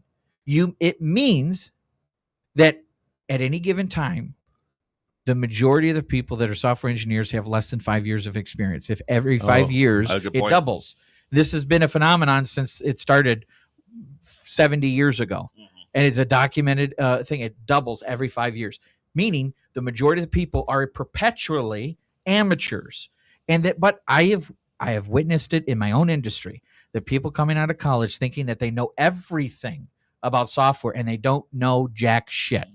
I bring them in as co-ops. I retrain them how to be software engineers, be good problem solvers. They're far better than the ones that just come out of college. And the ones we get off the street coming off of college, it's like, what the hell are you doing? So I am very passionate about this, and people like to use these big terms that go over people's mind that don't know what they're talking about. Okay, fair. Go back to the video. Oh, go ahead. Just real quick on a small scale on the straw poll in Jackson. Okay, and there was a little debacle with that. Oh, yeah. Berrien County had a straw poll the following Saturday, and they were quick to claim, "Look at us! We did paper ballots and counted them out in front of everybody. That's great. Maybe that's what we should have done." But I'm going to tell you right now, someone could have said, "Guess what? Your tellers allowed so and so to vote twice, or your tellers counted wrong." The accusation's always going to exist if you're not satisfied with the outcome. Absolutely. Correct. And we're trying to take the human error aspect out of it, and that's why we don't hand count Humans votes. screw up all the time. Audit hand count, fine, but I feel like, how can you guarantee? Do you know how many people can't count correctly? They will accidentally make a mistake. And so what happens if they do an entire hand count audit and they're off by one? Are they going to say, "Oh, the machines are wrong," but they end up being that the hand count was off by one because they made a mistake? So at what point? We got to trust something. And right now, I trust the things that are just tabulating the vote. If you go precinct by precinct and count the votes, okay, and there was a time where I'm like, yeah, we should do that. Get this. Townships, municipalities that are in charge of your elections struggle to get employees as it is. If you're going to add tellers, counters, you're never even going to be able to accomplish that. Now, there is a difference between voting machines and tabulators. Yeah. What we use in Michigan are tabulators. Voting machines are the old ones where you click the button and you pull the large crank down and do that, or the digital ones where you click a button on a touch screen and sometimes it clicks the wrong vote. Those I don't trust, but we don't use that. People confuse the two. Were the old ones you're talking about? Was that the hanging Chad problem? I don't know what the hanging Chad is. In 2000. Bush, where you click and it clicks another one. Yeah, with the Bush. Simpsons talked about it. Yeah, the Bush Gore election, and like there was some where they didn't poke all the way through and they counted. Yeah, that and also the digital presidential recount, where digital ones where you touch the touch screen. Yeah. On this candidate, but for some reason the other one get Oh, selected. my phone does that all the time, so that makes sense. I've been through all the voting processes, just to let you know. I was too young for hanging chads, but everything else. Now the people, I've read some stuff about them wanting to turn on the scanning of every tab, so we have a digital copy of every ballot. I agree with that. Yeah. Why not put it in a big database so that it can be audited? Make it public. That's no problem, as long as there's no identifying information. I have no problem with that. But at the end of the day, it just they're too down the rabbit hole. Let's go back. Yeah, to the let's audio. see what Amanda says. Yeah, sure. Clarify that for everybody. It's very common sense, and that's kind of the idea around my campaign. This is common sense issues. If you're here illegally, under no circumstance are you on the voter rolls. And this is another problem with Eric too, and why we need to just I think completely everybody withdraw. agrees I know I with keep that. saying it, No, but I it's so important because we are If we sending them don't, every 60 that's the days problem. our driver's license data and our voter roll data, Hello? and they're getting intertwined and they're ending up on our voter rolls. Yeah, I think that everybody agrees that illegals, you know, What's if you're the not next a question? citizen- I want to know. Oh, it's the same question. Monica hasn't spoke yet on it. I don't know what the question The is. pink driver's license idea is Oh, it's a it's great about, idea. There's a reason illegal why there's voting. not a single Secretary of State across the United States of America that has done it.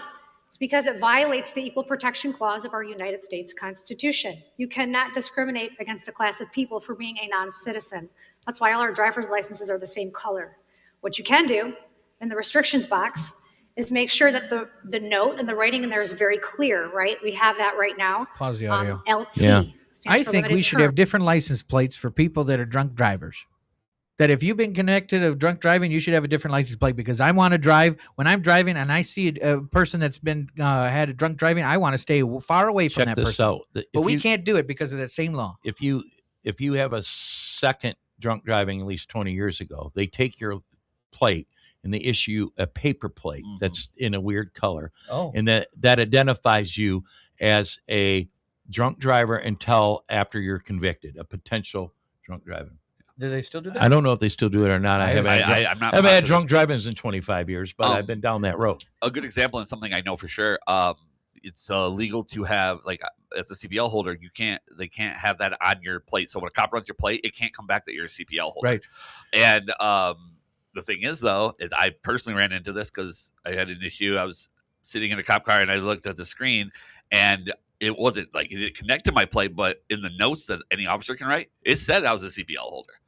Some officer had noted that, and but same idea. in a So previous stop, then he yeah, noted it it's, onto that it's plate. only a matter of time though before now you're violating those rights, and it's going to snowball into something. Let's that we don't talk wanna about deal with.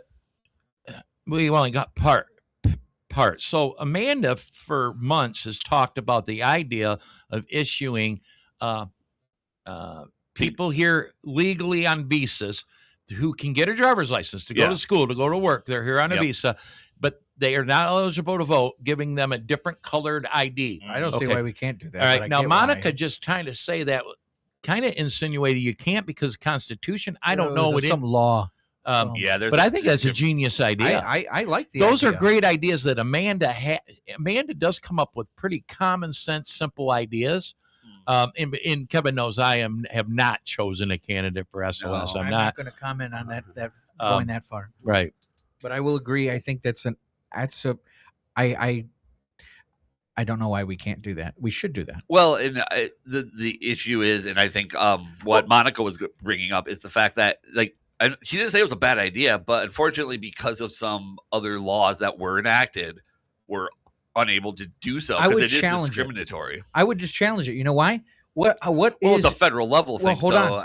I don't know the avenues or the reach that any of these candidates particularly have to do so. what does your license look like when you're under 21? Vertical and But- horizontal. Right. So how is that not discrimination on age?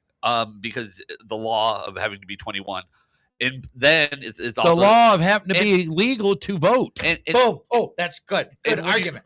when you're under no. I think there's a law that says that in there. Well, but- apparently not in Michigan. That's but- why we have the Apparently citizen only we're- Apparently, voting. we're signing a But the, petition for that. the vertical versus horizontal IDs don't directly affect brown people. Oh, I see. Yeah, Yeah. see that. The- See that's what that's the Being correct under rebuttal. 21 isn't as important as being a different color. No, absolutely not.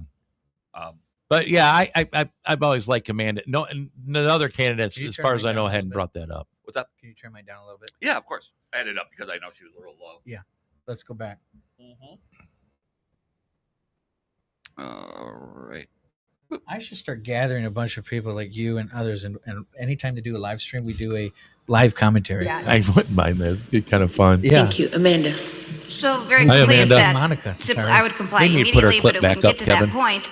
The brilliance right. of the Actually, legislature technically it doing was, that is because Lance's she's in clip. direct violation now That was of the Lance's state of Facebook. Michigan. Oh, So yeah. we can I just made it. actually make I sure that she's captioned held it. accountable here in the state of Michigan because she violated it federally, but now she's violated it statewide. So thank you to the Speaker of the House for doing that, because now we can hold her accountable here in the state of Michigan. Also, I want to use my last second to say that it's not against any violation to change the color of a license. I'm just the only Secretary of State that has the guts to do it. Ooh, we were on the topic, weren't we, Chris? Yeah. We knew. That's interesting. Maybe Chris should run for Secretary of State.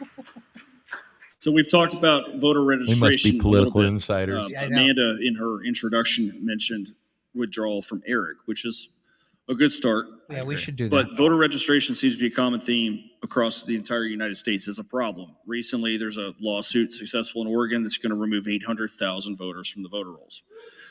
In Los Angeles County, California, a few years ago, there were hundreds of thousands of voters removed from the voter rolls. In states that have party registration, which Michigan does not, this We seems to should. only Is the impact guy the sleeping? Democratic Party. No, It looks like he's sleeping. But with that said, 83% Oh, of Michigan's Bernie total Sanders, I population think. 3 months before the 2024 election was registered. I mean, he to looks vote. like Bernie Sanders. 83%. Does anybody know what the problem with that is? Oh, and Less than 78% of any population is over the age of 18 and therefore eligible to vote. And we're talking That was at a least leading a the half a question. million That more was registered leading- voters than can I don't like that. mathematically This isn't possibly even a be question. This registered is a if story. maximum Yeah. participation It is a story. So with that said, if you become Secretary of State, what will you do to begin the process of cleaning these filthy voter rolls? Because a lot of people give lip service to that, but getting it done has been a Just do difficult task. look, And clearly- how They've already closely been tied do you answering believe that. this is to Yeah, I mean, automatic voter just registration? do it. I mean, first of all, I don't even understand why people say it's got to be 2 election cycles. Why? Why? You die off the voter roll. You are not a citizen, off the voter roll. Well, Why is that so difficult? I had brought this up, and I don't understand 100%. Again, I'm not a coder. I'm not a computer guy necessarily that deep. But when you die, you get a death certificate that is held onto or issued by the government. The county has it. Why isn't that Connected. automatic? I don't get it. It's amazing. Yeah, it Doesn't make any I mean, there's sense. got to be some reason. Maybe We've just like- asked that maybe both just- these candidates on this yeah, podcast. and none of them have an answer. They're like, "Oh, that's a good idea. I'd have to look into it." I'm like, "That's the easiest way because it all automatically boop. All right, you're gone." Correct. Or you are The county receives a death certificate. The ME says this person's dead. Boom! It death certificate is generated. The county has it. It should automatically go to the SOS, to the state.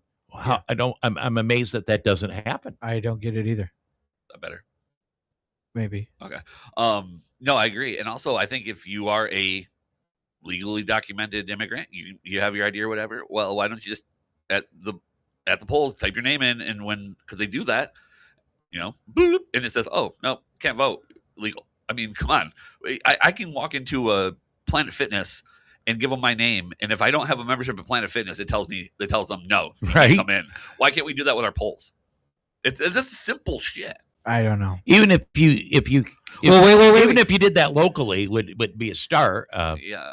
Do we need to make that how that determines that? We need to make that transparent and open source to be able to have the scanning of determining whether you're a citizen or not? Because how can you trust that I'm not going to end up as a non-citizen? Oh my God! Yeah, well, I mean, we can play these games all day long. There's a million caveats in and out with that. The all the time. 85-year-old election worker has to determine that. We wouldn't be able to scan and figure that out. That'd be bad. Oh, well, I mean, it would be way less work for them. Can you trust that? I go to Meijer to get a prescription, and it's a controlled substance. I have to scan my ID, and then it tells them. Yeah. So that's okay. You walk up. You walk into your poll. You scan it, and then if it says you're a legal immigrant, now if you're not, then there's got to be information on how to fight that. But overall, I mean, yeah, and I trust it. I mean, I don't know how code works, so I do. I have no idea. Anyways, What do they talk about now? I don't know. What's Amanda up to? But with that being said, we need to absolutely activate the base. I speak the language of the youth. I know the issues. I have the experience, and I'm going to use Lance Griffin's 10x voting system to get out those low propensity voters. Without Trump on the ballot, we need to get them I to the don't polls. like the bell. No, It sounds like we're walking into a shop. Okay, thank you very Exactly. much. Thank you, Great ladies. So for this next one, because it's a yes or no answer, so it really is a yes or no answer. Would you Answer. prefer to be sitting or would you like to stand? Stand? Sure. Is that the question? Okay, so if you stand, and then what we're gonna do is, I hope thank it's you. not too complicated, but we just want it to be fair. There's 10 questions, so each of you have a chance to be first 5 times and, Oh, here we go. Yes, and like second Rapid 5 times. fire. Because obviously the Turn it person up who's a not little bit. answering first has got a moment more. It's minimal. Are you following? I don't mind either way. Yeah, You don't mind either way? I don't mind either way. Okay, well, in that case, Amanda, you get to answer every time. All right. You get to go first. All right. Monica, you go second. If you want to switch after 5 questions, we could do that. Just let us know. So, for the very first part of this question, right? So it's just yes or no answer of this round. Secretary Benson, contrary to law, sent out absentee votes. Do you think she intentionally mailed millions of absentee ballot implications to benefit her party and elect an order That's pin not a good to the White question. Office, We to the can't Oval be Office? saying that. It's an opinion. It's an opinion. Yes. It's not no. Well, they're doing a yes or no. I think these are going to be answer easy. question for a debate. That They're, doesn't make any they're sense. both going to say yes. And I think Should we be able to count It ballots? is yes, but the point that is arrive it's after not the a. close of polls on It's election not a good question. No, not a No. debate. Let me make sure you guys can hear me. No. Wait. Other than overseas military, do you support? Maybe I missed what the question. Maybe it was a different He question. threw another question. Other than Oh, overseas okay. military, do you support? And it's mathematically impossible. We win every single time. We're going to win in 26. I'm gonna do Too store. far. There we go. No. Oh, Let me make sure you guys can hear me. No. The close of polls on election. There we go. Should we be able to count ballots that arrive after the close of polls on election day? No. No. No. Okay. Let me make sure you guys can hear me. We almost out of This context Captain it Yeah. there. We, best looking man in election integrity. Yes. Sorry, I misread my own handwriting. Let's Look, go back to the beginning of the 5 questions. Order. Let's play it from there. across the- So low that it wouldn't make right about here. What we're gonna do is, I hope it's not too complicated, but times and second, it's minimal. Are you following? I don't mind either way. Answer every time. All right. You get to go first. Okay. Monica, you go second. If you want to switch after 5 questions, we can do that. Just let us know. So, for the very first part of this question, right? So it's just yes or no answer of this round. Secretary Benson, contrary to law, sent out absentee votes. Do you think she intentionally mailed millions of absentee ballot implications to benefit her party and elect an order pin to the White Office, to the Pause Oval it. Office? This question is an accusatory. Whether I agree with it or not, the answer. Okay, I believe. Yeah, I think there's a plausibility of that. That's why But she we- framed it. Do you think? But we But- shouldn't be asking that question. The question is it legal or is it not? That's the question. Yeah, good point. Not Very not the question Very of do you think she did this to aid her? She indicated that it was illegal. Secretary Yes, Benson, he said contrary to law. contrary to law. So if it's against the law, don't do it. But like, why would you're gonna answer yes? It's contrary to law, Right. according to Laura Logan. Where is this lady from? I don't know. Europe probably. Yeah, it's Europe somewhere. I just All right, don't know. play it again. Let's see. Yes. Hopefully they yes and Yes. yes. Okay, good, fine. But the problem is that I think that's these are going to be accusatory. easy. Oh, Yeah, it's, this is so wrong. well, and like I said, yes or no questions in a debate don't make any sense. Yeah. Well, it's accusatory. Even though I disagree with Benson. Should we be able to count ballots that No, arrive after the close of polls on election day? no. No. Let me make sure you guys can hear me. No. Yeah, Both said no. that's a pretty. Other Other than overseas military, do you support? Oh, Other than overseas military, do you support mail-in voting? Yes or no? No. Nope. I don't like it either. would you get rid of the machines? Yes. Yes or no? Yes. See, that's a great example of how you guys. Okay, it's just like, would you get rid of property taxes? Well, yeah, I hate property taxes. Right. What's the plan? Right. Exactly. How Yeah, this is the leading Without a question. plan, you have a wish. Right. With a goal without a plan is a wish. So that-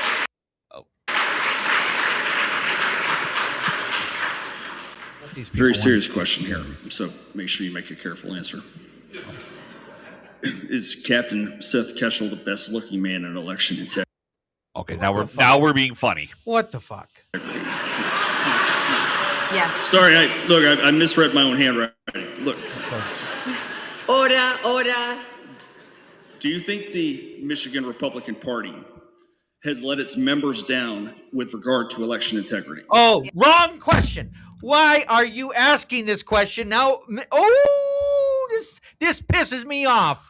This pisses me Chris is off. fired up. Uh-oh. Here we go. This is so wrong. How did Here the we party go. let it down? Well, I think again. There's only so many resources. How is this a yes or no question again? I mean, there's a lot of caveats. think- Well, let's hear the answer. Oh, I'd like to Yes. hear what they say. ooh, I'm so mad. Say yes. Oh, yes. Big time. Yeah. Secretary Benson They both answered yes. You Okay. couldn't hear Amanda, but they both answered yes. issued a directive saying that the county clerk should presume the validity of signatures.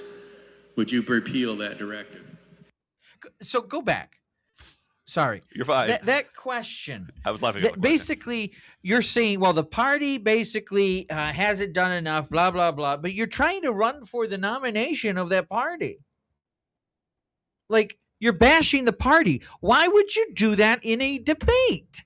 Well, These you can be people. dissatisfied, I guess. Yeah, I but- mean, we could. There's always room for improvement, but this is going back to the whole thing about what caused the Michigan Precinct First initiative Yeah. to recruit all those delegates, because anybody who was involved with 2020, prior to 2020, they're the reason why we lost, because they didn't do enough for election integrity, and they blamed all the establishment on that. That is that type of question. That's where that came from. It is wrong. Objectively, it is wrong for optics. Yeah. It hurts the party. Bad job on that question. But Shame. playing devil's advocate Do on you that, think the 9th District approved these questions? someone did. Oh, I bet they did. But play devil's advocate on that. It's like, I mean, I don't think it would necessarily wrong to disagree Yeah, you with could party disagree. movements and stuff, but the way that the question was worded was kind of a trap. Yes. So Presume the validity of signatures. Would you repeal that directive? no, I think that the whole idea that you have to verify signatures is important if we're Yeah. not going to have any other. All the I guess signatures are method. on everyone's driver's license. We have that in a database. Yeah, but what if it's pink? Yes. Can't do that. Yes. Unconstitutional. No, apparently it's not, according to Men of Love. Have you taken foreign money for your campaign? No. Wait, what? No. Yeah, I don't know what that question Not was. about but- paying? Hold on. Signatures. Would you repeal that directive? Yes. Yes. Oh. Hold on.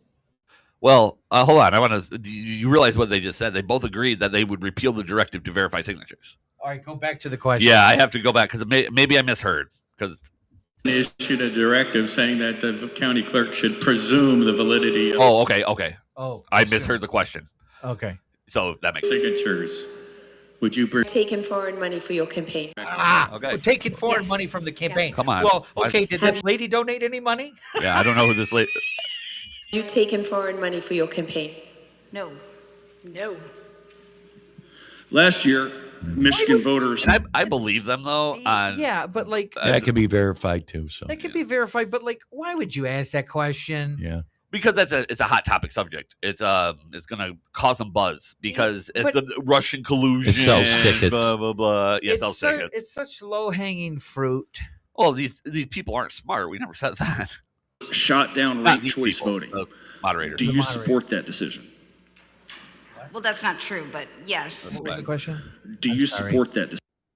Hold on. Here, Michigan voters shot down ranked choice voting Do you support that decision? Well, that's not true, but yes. It's not true because they didn't get enough signatures. So the voters didn't, but the citizens did. Who are the voters? That's a tough one, but Yes. Would you like to elaborate on that one?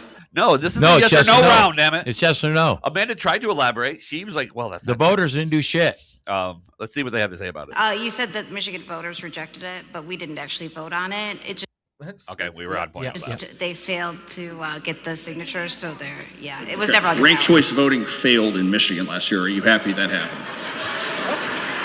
He said he basically rephrased the question. He said, "Ranked choice voting failed last year in Michigan. Are you happy that happened?" They just didn't get enough signatures. Yeah, And well, yes, we're happy. Yeah. Well, and that was I one thing agree. because these questions were not well worded. They're decent questions, but they're not being presented well. Yeah. I'm ecstatic. Sorry, I know I'm not supposed to go first. What was the? Are we So happy I that just it failed? rephrased. Oh yes, They answered yes. I'm happy it failed. Yes. I expect that. All right. Should voters required to present ID before they can be allowed to vote? Yes. What the fuck? See, that's Why are we asking these stupid ass questions that should be obvious? It should be the barrier to entry to run as SOS. That's racist to have a barrier of entry to do anything. The Republican Party. You have there's some objective understanding here. If there's any candidate that doesn't agree to that, kick them off. Yeah, I see a lot of people. I've seen on both sides. Just thought you had to have ID to vote. That's just what but that we didn't know that was a rule. I know. Either way. All right. Oh, because in charge. Yes, and no provisional ballots being counted on the. Yes same and no, please. Oh yes, yes. Yes. Are the rhinos a greater threat to secure elections in Michigan? Jesus Christ. Why are we doing this?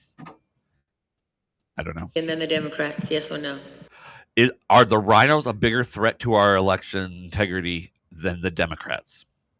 No, because guess what? If Democrats win, the Democrats win. If the rhinos win, hey, I mean, at least Right. a Republican, and they have Republican in their name. This is bad. Yeah, this is not great. Rewrite the question. I mean, we go back. I want to make sure they say that way. Where's the 9th district, by the way? It's the thumb. Okay, that's what I thought. Let's see what it says. On the Yes same and no, please. Oh yes, yes. Yes. Are the rhinos a greater threat to secure elections in Michigan than the Democrats, yes or no? Oh my No, because you know what? The rhinos are going to, even if they are a rhino, they're going to want a. Right. They're still going to want Republicans to win. They have, because they have to, they have to win. Right. And they're running as a Republican. Right. Sorry, I didn't get the question. It's kind of like, what do you think that your bunkmate or the foreign army is more of a threat to your health? Right. You know? Are the rhinos in your party a greater threat to secure elections in Michigan? No, the rhinos in the other party are the bigger threat. Do you know what rhino is, bitch? I believe not, because I actually ran into someone the other day that was calling somebody a rhino. You got to hear this question. Michigan than the Democrat. Go back. You got to hear this. This. Oh my! This is just so dumb. It's leading the questions. It's so makes me mad. It's just a stupid question. It makes me mad that these people are doing this. They're putting it on record. It makes it bad. Oh. Are the rhinos a greater threat to secure elections in Michigan than the Democrats? Yes.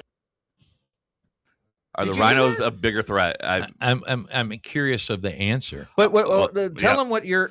So Give us a definition of a rhino. Exactly. Well, that's the thing. I actually just ran into a lady on Facebook that didn't know what it was. Called somebody a rhino, and I'm like, they're definitely. They might not be a great candidate, but they're not a rhino. The only people that know is mainly involved with the party or a higher political IQ. Like I said on Facebook a week ago, within the Michigan Republican Party and the Jackson Republican Party, I'm considered an establishment rhino. Yeah. But on my township board, and my neighbors and my family and my friends, I'm a right-wing extremist. And you're neither, really.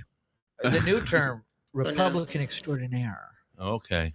But anyways, sorry, I didn't get the question. Sorry. Are the rhinos in your party a greater threat to secure elections in Michigan than the Democrats? Yes. Yes. They're the same, in my opinion. I disagree with that. I think That that depends on that. like I just there's said, a correct answer, and then there's an answer that District 9 wants to hear. yeah. Like I just told Chris before you came back, Pops, is if you're in the military, and so they basically asking, is your bunkmate, whether or not he agrees with you or not, more of a threat to your life than the foreign army? It's just because rhinos are going to want the Republicans to win because they have to win to be a rhino to do rhino things. You're going to need these people's votes. You're going to need their vote. I'd hate to be one of them candidates that have to answer that. Well, they're trying to get other than you're in the 9th district. No, what I'm saying is the people that you just bashed, you're going to need their votes because at the end of the day, they're in our party at the moment. Yeah. Do we want to get rid of them? Yes, let's purge them. But the problem is this is just what that audience wants to hear. They're trying to get if somebody's moment, afraid, yeah. if somebody's afraid they're labeled a real rhino, whatever that is, they just this forum and these two candidates just gave a vote to Forlini. Yeah, because he wasn't forced to answer. Oh, maybe that's power move. Well. I've been called a rhino. I went from grassroots to establishment. You're called a rhino too, I think, right? So depends on who you talk to. We're apparently threats. Yeah. Apparently, I am a threat to the elections. Oh. Or their integrity or whatever. No. Look, I'm going to say this right now. Winning elections is an equation. You can have the most secure election. You can have the most fortified election. But if you don't turn out the vote, you have nothing to protect. Period. I agree. Full stop. End of discussion. Well, it's a yes or no question, so you don't get to. All right. Let's continue. It's yes or no. I guess no. Oh, Amanda, I agree. Yeah. Is that the rhino question? Yeah. I thought they already answered it. She said, I think they're both equal. And they said, no, we need a yes or no. And she said no. And is Monica answered? Monica said yes.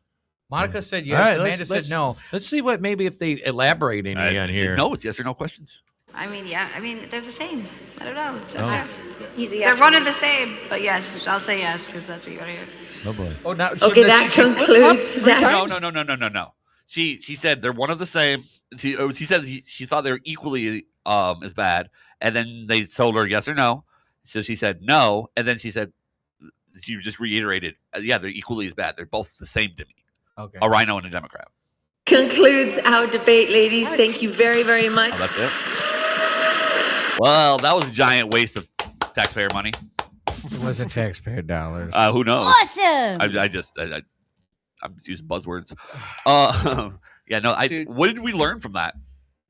Actually, I didn't learn it was anything. exactly what I expected it to be. Amanda kind of answered that last one and kind of pulled herself out of a shithole there. I think both of them were. Well, look, there's two sides to that.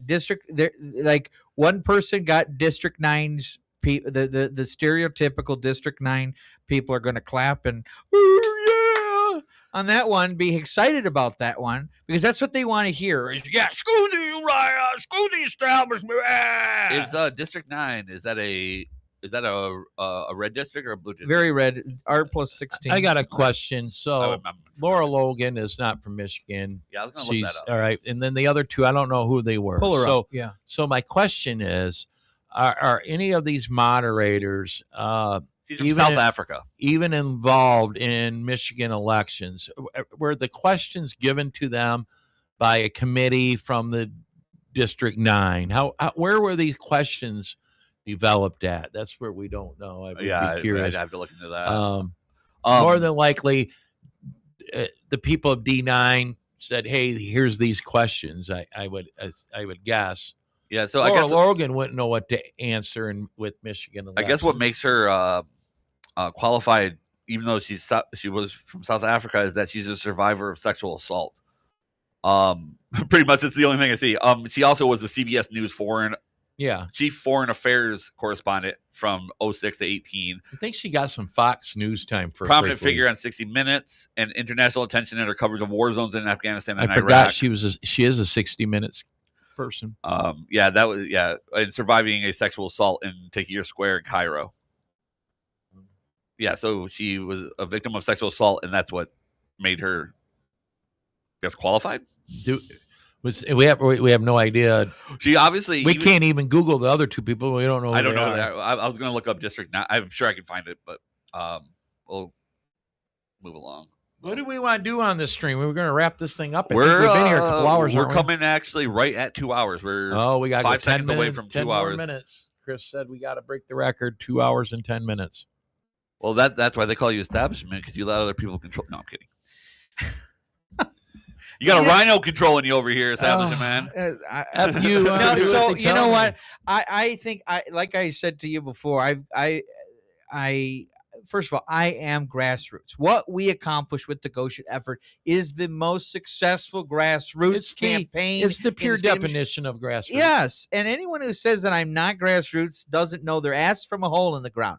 Period. End of discussion. Well, argue with me about it. I don't give a shit. I am grassroots. Okay. And then there are people that I don't, that they because I'm not saying what they want to hear. They want to call me establishment, rhino, blah, blah, blah. Yeah. The latest one is I'm a Republican elite, apparently. Okay. And it's like, and then, so, all right, what am I next? The puppet master? I'm in the ultra millionaire class with Mike Cox and Kevin Ranke. Master of the Overton window.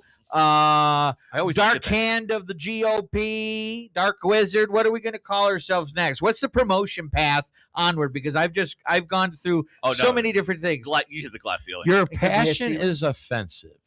That's another one thing. Okay, somebody was saying, "Oh, I have too much energy and too much passion." Well, guess what? Do you think we stopped the Chinese Communist Party and the Democrats and the rhinos by being calm and quiet and pious, the problem, and not being energetic and passionate? Or do you think we got it done because we did what I do? Yeah, well, the problem too is that the people that say that, oh, your passion is offensive, are the same ones that are standing out in sub-zero temperatures in Minneapolis over passion, and then getting shot in the face. So, but that's not far enough.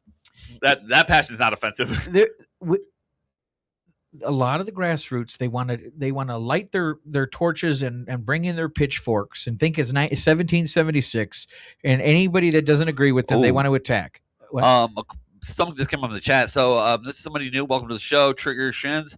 But he said, MIGOP, we need closed primaries, which I support in a lot of ways. But then he came back and he says, why are the independents and Democrats help choose our representatives? They don't, right? They're not voting in the primary. Kevin, they vote in the primary. Shows on this. But if we had closed, then okay, I see what he's saying. But here's the thing: I used to be a closed caucus guy. Can't do it. But I am for closed primaries. Yeah, I think we do need a way that you declare you're Republican, a Democrat, or even Libertarian.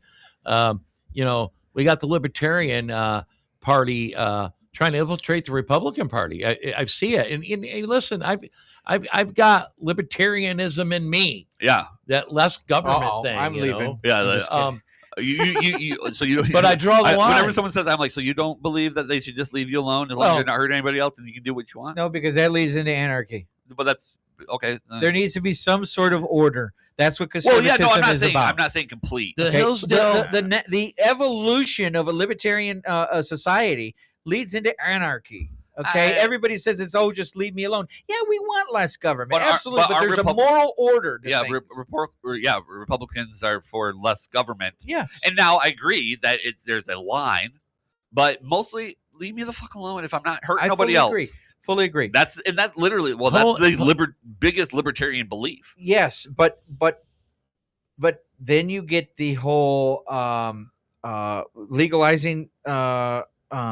What's a vice of let all the drugs, leave me alone. Am me doing drugs hurting you type attitude or prostitution, all that other stuff? Abortion. It's the only thing that you absolutely without question have control of is that flesh suit you're wearing. So if you want to do drugs and hurt your flesh suit, then the laws are laws. But here's the thing. Now selling drugs, distributing drugs, manufacturing drugs, that's different because you're hurting other drug use. Those bleeds into the population, because if they can't continue to get their drugs, they're going to steal your shit. Yes, but also is that not bleeding into society where it costs the taxpayer more money because we have to send out the police to how and the ambulances and all this other stuff? It's true. It's this very narrow mind. You're Like, chasing for your tail. example, a lot of people, for example, the asylums, okay? Right after they started doing lobotomies way back in the 40s, 50s, whatever, whenever it happened, okay? A lot of lawsuits came about, and it really gave them bad rap, blah, blah, blah. Suing, there was a lot of lawsuits that ended up from that, from the asylums doing that experimental treatment. A lot of lawsuits came about. But in the 80s, they decided this fiscal conservative idea where we boil down conservatism just to this, and we start cutting anything that we don't agree. And they thought they could save a lot of money by eliminating asylums. Okay. On a line item. Here's the thing with the asylums, it's a line item of a controlled cost every single year that we know. This much is going to go to the asylums. Yes. Okay. Food, all this stuff, employees, whatever. It's controlled. We know exactly how much it is. You eliminate that line item, which they did. Do you think it costs more to society, more to the taxpayers, or less? More. Did we actually save money? The answer is it costs us more And I'm because gonna- that I'll give line you- item gets split across the police and services and all these different aspects of life. As a former corrections officer, began my career in 1989.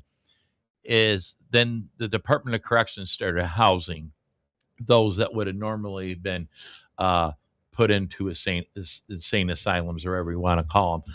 And to incarcerate those individuals is a whole lot higher and unpredictable than it would have if we wouldn't have done that.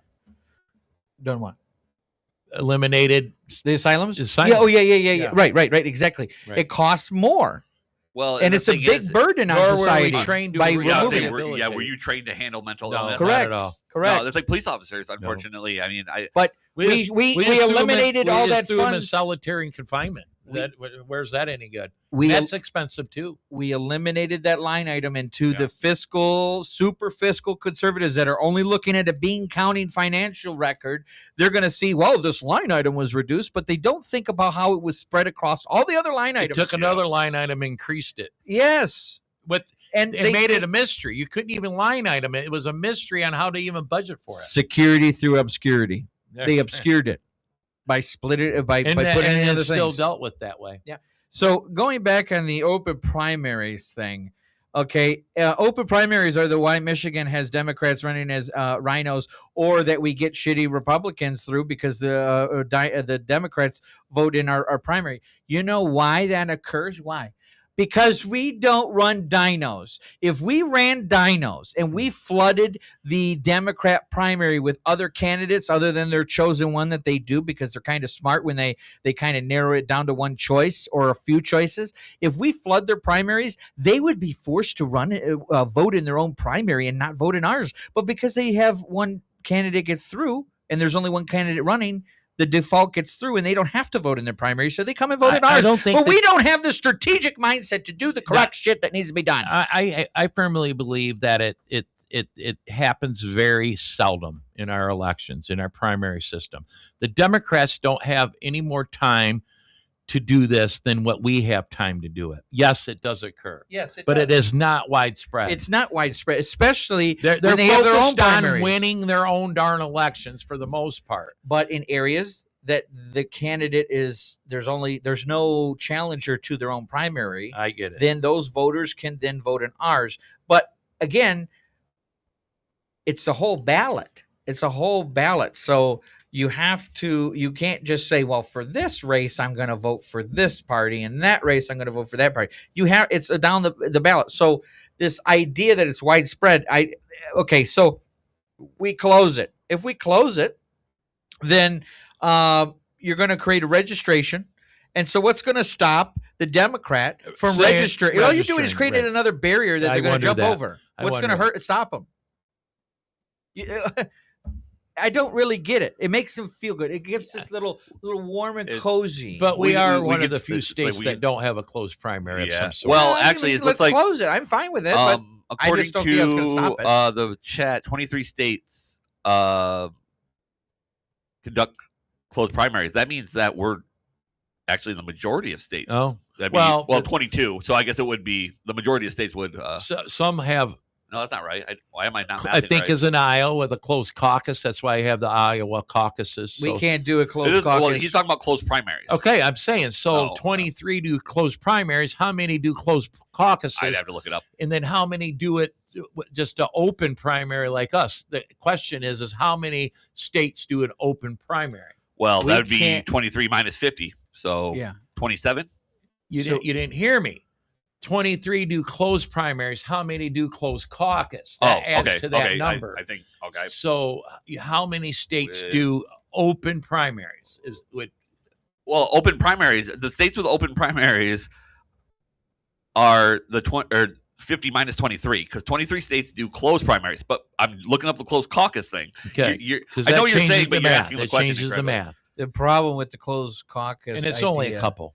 The problem with the closed caucus idea is we're going to limit the number of people. It would limit it to the delegates that choose the candidates, and we're going to end up with Marjorie Taylor Greene candidates across the board in every single Back district. to what we talked about earlier, the people, the precinct delegates that run to the GOP that become precinct delegates are disenfranchised and pissed off or something, and they run to the GOP. So they tend not to represent my Republican voting neighbors. This is interesting. So Iowa does both Democrat and Republican parties require participants to register numbers. Okay, then Idaho, only the Republican Party holds closed caucuses. Wyoming, both parties. North Dakota, only the Republican Party. Utah, the Republican Party. Missouri, the Republican Party. Those are closed caucus states. Now, I believe those are all And red states. Those are all hard red states for the most part. Yeah. And what we're going to end up with, because we're going to have our people, our delegates think that, oh, great, we can ramrod through these Marjorie Taylor Greenes. And we're going to lose the general election because the delegates' choice, they're going to pick the most right candidates in a purple state. And we are not losing elections because our candidates are not far right enough. Period. I just got in an argument with a few people over that idea. They honestly believe we are losing elections because our candidates are not far. I want the most far right, but we're not going to get it in this district. It depends on the demographics of the district and the state. And you can talk about close districts all day long, and so ran as a hardcore conservative and won. And you should be able to do that in these. No, it's still just because the numbers say that, you're not taking in the demographics of that district. Well, that, and I think that House the District 46 is a good example. Kathy Schmaltz is a moderate. Yeah. She's won twice because of that. Jim DeSanto, who I love and respect, and he is in a tough district too. I don't think Jim DeSanto would win in District 46. One of the reasons he won is because of his name ID. Well, his father. It's a long family of politics. Well, and I think the problem is family. terminology, because when you say, "Oh, they're not far right enough," those are the same people that talk crap and will completely disavow anything Nick Fuentes says. I don't know him personally, but I can't think of anyone more far right than Nick Fuentes. I think he's beyond far right. So, I think he's neo. yeah, exactly. That's what I'm saying. No, that's the furthest right I can think of. And He's so, falling off. we're losing because we're not far right enough. Well, you want Nick Fuentes because that's how you get Nick Fuentes. Well, yeah. And I mean, I like Nick Fuentes. I think he's hilarious, but not. He's hilarious on accident. When he speaks, it makes me giggle. But yeah, no, he is good entertainment. I mean, literally, and then they're the same ones like, oh, we don't want less law enforcement. And so, are you cool with like the 70s KKK members running around your city? Because those are extreme, right? Are they far right enough? Actually, they were Democrats. But viewed as they were Democrats. Yeah. They were Democrats. They were armed of the Democratic Party. Should we shut this down, man? Well, I got grocery shopping. We're like 2:15. You know what? I've been politicking since 9 o'clock. I want to say one more thing. Yeah. So, as we were saying earlier before we went on this tangent on the comments, there are a lot of grassroots whose strategy is to start to take their pitchforks and light their torches like a 1776 and go after anybody who disagrees with them over one vote or whatever. Mm-hmm. And that's how they hold them accountable. But we held elected officials accountable, both that didn't listen to the will of the voters, and we showed proof, and they still did what they did with Goshen. We replaced them. But we also flipped legislators, both at the state and federal level. Okay. When the Goshen thing happened, there was Republican legislators in Michigan that voted for and supported this idea of bringing in good paying jobs, and they didn't do them there earlier. Yes. And there was a congressman, there was other U.S. federal level. There was multiple that agreed with it because they didn't do their own research. But we didn't go and with pitchforks and torches. We had a civil conversation. We went behind closed doors, presented the facts, showed the evidence that we had the majority, showed them what they didn't do research on about the company having ties to China and what was in their bylaws. We did that, and we flipped them to our side. And we shouldn't have had to flip them. I mean, they should have already been on our They side. should have done the research. I agree, but we all have learned, at least I did, that no one does research. I got a question. But hold on. So one of the people that was pro Goshen, he was adamantly pro Goshen, it seemed like. And when we were going, after we won the township, he was still pro Goshen, and he lived in one of the commissioner districts that I wanted to get rid of, and I couldn't find anybody. And so I went to breakfast with him. I sat with him for about 2-3 hours on a Saturday in January of 2024. And I presented the case. I laid it all out. And I said, look, you're a really smart guy. Here's all the evidence, blah, blah, blah. And right now we're looking for a candidate to replace Linda Howard, who was very involved with the RNC and everything in our area, involved with the party, always went to conventions, blah, blah, blah, blah, blah, blah, blah. And I said, we need to replace her because she voted for it. She's still standing by it, blah, blah, blah. I had tons of videos. But I sat down. I'm like, look, you're really smart. We could totally support you if you just flip. If I have not convinced you yet that the community doesn't want it. I mean, you don't even live in the community. You're in the other part of the county, like the entire directional opposite of where this is at. You think it's going to bring you? It's not. Okay, it's all this. I showed all the proof, and it was a very good conversation. And guess what? He ran, and he is our biggest supporter. He is now the chair of the Mecosta County Board of Commissioners, and we're fighting right now to remove the drain commissioner, Carla Miller, of she's the drain commissioner who did a crazy special assessment to do this one drain, and it's absurd. Millions. Yeah. And So we're Chris, recalling that. I'm going to stop you right there because you, beginning of the show, are talking about attacking. Would we attack our elected officials for one vote? And it sounds like that's what that was. Now, I mean, I'm playing devil's advocate here. I think the Goshen thing was that was insane. But that was one vote.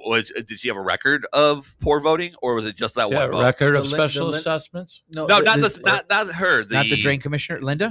Whoever the first lady you were talking about, the guy ran against. We had the evidence that it was wrong. She didn't listen to the will of the constituents. Well, we're talking. No, we heard that, but one vote. So one vote, remove her, and you would disavow that. Two votes. Okay, so you disavowed that at the beginning of the show. I just want to make sure that everybody's because a lot of these things are that I'm referring to. So like certain issues do weigh differently. Weighs different, especially at the local level, where your township are supposed to be directly representing the people. But I just want to make sure it's people are going to look at that, and the way you said that is you being clouded by that was a very important issue for you. I think it should have been a very important issue for a lot of people, and I'm on your side with that. Trust me. But we had the majority. That's the difference. The people that bitch and complain about one vote have elected one They shouldn't. Then why didn't that majority elect a better candidate or recall said candidate? Are you talking about my case or their cases? Yeah. Well, I mean, it's the same case. I'm talking about why.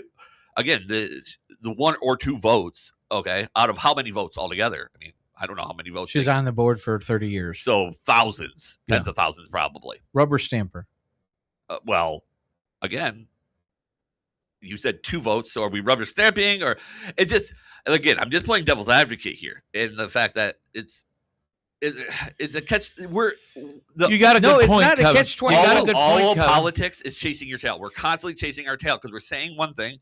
And I mean, yes, it's not exactly, but we literally, and this is what any Democrat, any liberal would tell you. Oh, you just spoke out of both sides of your mouth. I would disagree. But People, how would you? I want to hear why you disagree. No, I'm trying to, but you keep interrupting. Sorry. So a lot of the people bitch and complain about the federal people with the budgets and all that stuff, and complain about one vote. Those votes there do not directly affect you in the way that a lot of people think. Some of them think it's the end of the world when they vote a certain way at the federal level. Okay. The votes at the county commission directly affect your local county and at the your everyday life, the most. So those ones, if we come to you with evidence, if I come to a county commissioner with evidence that this majority of this township doesn't want it and you still vote, they voted before we all knew about it. Okay. We went back to them and said, we don't support it. And they still voted again. And even a year later, after we removed everyone in the township, so we removed. So you did. They were recalled. The township was recalled. Okay. After the township election was recalled and we won, we said we're going after the county commissioners next. Okay. And I went to meetings and I said, okay, you voted once for this thing, then you voted again to support it. A year later, it's now a year after that one vote. And everything that you just saw happen, recalling and everything, do you still believe that we should be supporting this, or do you think that you're wrong?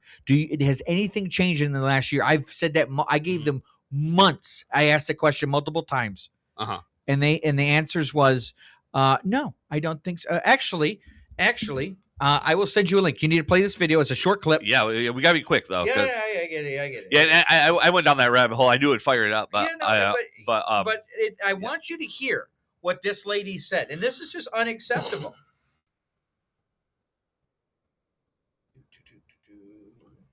We will not be streaming Monday. Yeah, we'll be replaying this. I'm sure there'll be a lot of clips coming out of this too as well. There could be like 50 clips out of it. Yeah. We're not doing that many. That's on you. I can rack out 10 though, pretty good. Yeah, Okay. Well, I'm stacked up. Genevieve wants more. I'm not giving her any more. I think I got everything done that you. And then there was John Wilson, and what the hell else? I'm getting them all mixed up. I think that's it. Yeah. And John Wilson, you didn't have to do. That was your own. No, I didn't. I thought that was good though. Yeah, I agree. I don't know. What did we do? 3 or 4 for Genevieve. She's all excited and using them. Yeah. Hey, do you have any announcements while he's looking for that, Russ? For the GXN? Yeah, let's do that. This to him. Yes, please. And I'll pull the GXN up. Or you go onto YouTube. And type in Linda Howard still supports Goshen. I will also look for that. There we go. You send it in text. You're gonna have to turn. Yeah. Well, I'd send it to I was asking if you're sending it via text. Or just YouTube.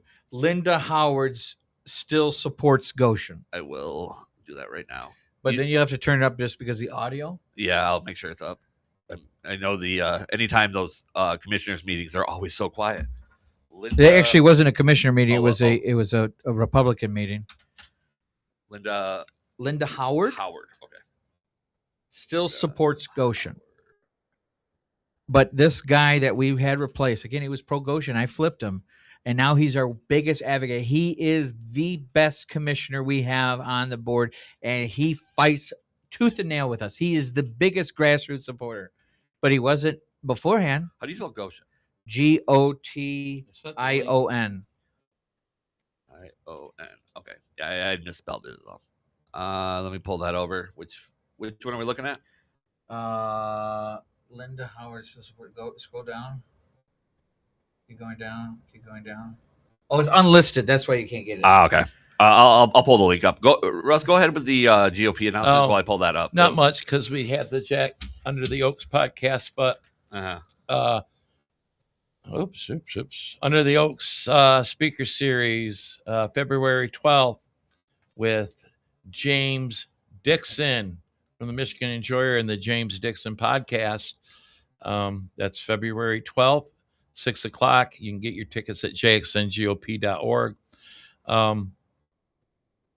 We did our signing event today with the meet and greet of Brian Ignatowski and Justin Griffiths. So that's behind us now. Stay tuned. I know the events committee met while we were doing the stream today that buttoned down details for our chili cook-off in March. And I think that'll be like the 27th is what initially I thought. But we're also going to add an Under the Oak speaker series in March with, it sounds like with John James guest. Had an opportunity to eat lunch with John James and some others. And is that her? Yeah, that's her. Now, let's listen to the video entirely, and then we can comment, because if we comment it through, we're going to miss something. For a motion to put a resolution on file that will say we as the county board rescind it, I guarantee it will fail, but I'd like to know where everybody stands. Would you be willing to, or Mr. Vetter, would you be able to help us? And just put that motion on the table. I want to know where everybody stands. I would say that the commissioners would have to see something from a change of, not a change of heart, but a change of, from the governor's level. I mean, this project is her project, not Mecosta County. Oh, boy. And it's coming from the state. Would you be able to motion to put it on the agenda? No, like add it to the agenda at the committee level, bypass Bullock and say, I want to motion to add this to the agenda to put this on as a meeting. I would not do that. You would not do that? No. Why not? Because the action items that the commissioners handle are on the business of Mecosta County. And that is not the business. Action items. You represent us. You've had 3 times. No, wait a minute. Getting carried away. Here we go. If you haven't been to a county commission meeting, you should not even be speaking about what we should do and shouldn't do. That killed her right there. The commissioners have a responsibility to handle the business of the county. What we handle, all the different departments, all the different agencies, all the financial matters of the county business, what your taxes pay for, basically. Is employment growth one of those? And County. Oh, that's if you have been county meeting, you should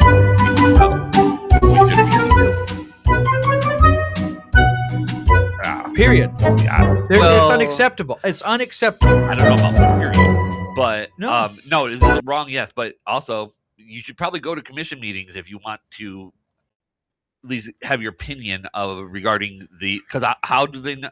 You represent everybody, even if they don't attend the county commission. Yeah, so but like we talked about before, if they don't attend, they don't put out their opinion. Then we just did. We weren't at the meetings. This wasn't a commissioner meeting. This was a private party. Right, but the quote. She did step in it. Yeah, I mean, no, that wasn't my a good. fault That wasn't a because good I call. leaded the question. I purposely wanted that so I could use it against her to get rid of her. Hey, but was she there a point in reckless time spending. when you would stop at the convenience store in your neck of the woods that you would have to look over your shoulder? Oh yeah, because I did that through a recall in my township. Yeah, still to this day, there's a person. I keep my eye open for him. I can't, and I wasn't even in on that recall, Kevin. You know how me? I stayed out. Oh yeah, people were fired up. Oh man, there is still businesses that I'm not allowed to enter. Oh, that's great. There are still people that I look out for. Yeah, on where when I'm walking around town or driving around. Yeah. There are some people actually that have followed me. I have had threats. There's a lot of things that have happened. And there are no trespassing. Some people actually had to be given a formal notice of no trespassing because they kind of showed up at my house. That started before Goshen, though. You exposed on the this is my brain. You're known as the recall guy. Yeah. So have you tried being brown? So I mean, because you had no internet, they'll create a law for you. So when I moved out to the area, and I'm going to try to get this done as quickly as possible, unlike the last time I tried to tell the story, I'll let you go. It took forever. So when I moved out to the area, moved out in 2016, I did not choose my house based on the internet availability at the time. Biggest mistake at 22 years old is thinking that the rest of the world is at modern day internet speeds. Anyway, I moved to the area. The internet was crap. I started doing investigating, reverse engineering it because the internet was literally so slow. Come to find out, the internet was being operated out of there was a business operating out of the business of the basement of the township hall, splitting the internet, blah, blah, blah. And so I gathered a bunch of... You all had the same IP address? We all had the same IP address, all our neighbors. It was really, really screwed up, But this is all over the heads of everyone at that runs the township. At least they claimed it was. Didn't understand. I befriended some of the township officials. We actually put one of them back on the board when we came over, and when we did the recall. But basically befriended them, did a bunch of FOIAs. I ended up with 9 banker boxes worth of stuff to try to take down the commissioners or the township officials back in 2018 and 2020. But I was the new guy in town and nobody knew who I was. And I was speaking a language that they didn't understand as far as technical. Internet. Yeah, internet. What's wrong with the internet? It just works just fine. I got the internet at my house. I can send the internet. I could get on Facebook. It's all good. And they just didn't understand. It was this WISP internet with a wireless. You had the WISP wireless internet service provider using towers, basically one big Wi-Fi network that people connected to with antennas. And it sounded like the WISP guy was kind of had a little hustle going on. Oh yeah, yeah. Well, there was something he had it over on the township people not knowing what the hell they're doing, and yeah. And then the one guy who was working with, he stole the corporate takeover of the business that hired him to help work. Come to find out, he was in Section 8 housing and disability, whatever, all this different stuff, and he's operating this business out of the basement of the township hall. And there was lots of shady stuff. A lot of shady stuff.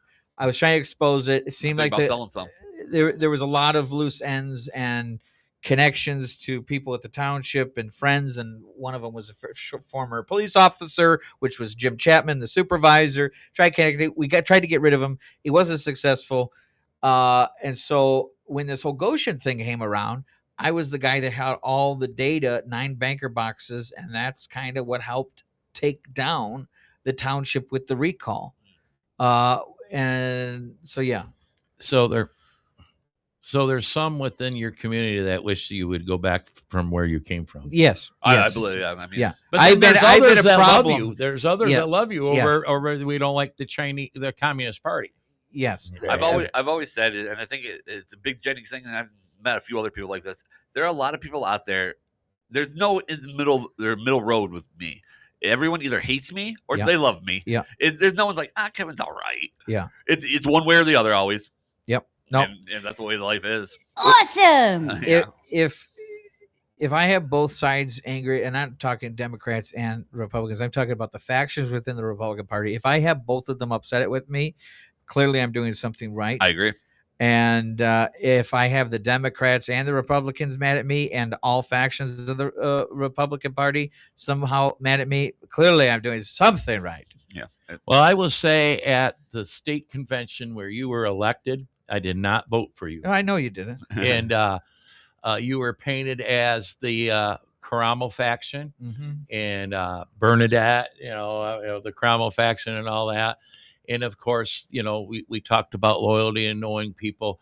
Your opponent, the longtime Grassroots chair, of course, we've known her for years, and actually she's still a great person. I do wonder now in hindsight, how much was she doing for the grassroots? She did a whole lot of work for election integrity, which you can't replace what she's done. No, on she did an amazing job with election integrity. Yeah. But that's also not the job of the grassroots vice chairman. Right. I didn't know what the job of the grassroots chairman is. It's this term right here.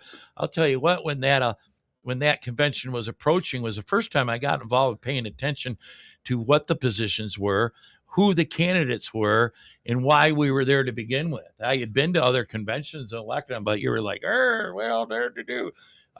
Coalitions, grassroots, the 9 of you in there. Yeah. Yeah. Like that. And that's a problem that with precinct delegates now, just like me, you don't even know why you're going. Right. Yeah. Well, it's 4:00, by the way. I got to get out of here. Yeah, we got to wrap it up. I'm not feeling very good all of a sudden. I've been in here. Yeah, maybe that's it's why the I fake had air, that's why I had to break lights out or something. But yeah, guys, make sure you like the stream, follow the channel. Thank you, Chris, for thank you very much, driving down Chris. to being on the show. I enjoyed it. We broke the record. It's we broke the record. Yeah, by far. 5 hours on This Is My Brain. Yeah, it was 6 hours. 5 hours and 45 minutes on This Is My Brain. Well, you can go hang out with that guy. Jeremy I have the was record on that. Drunk. He's probably falling out of the chair. I have a record on there. I have a record on Deb Drick's podcast, and now I have a record on I broke both still not records. the record. First year at the fair. That's right. We did do one. No, don't tell him that. We went. Shut her down, Kevin. No, we're out of here. Bye. That'll do it for this. That's not the right one. I got ahead of myself. I tried to play my other outro. That was fun. Do I He have does enough? this a lot. He's got too many shows. I have. I've got way too much going on in its life. Should we sing some karaoke? Yeah, probably. Here it is. Bye. You've been listening to a Grassroots Production.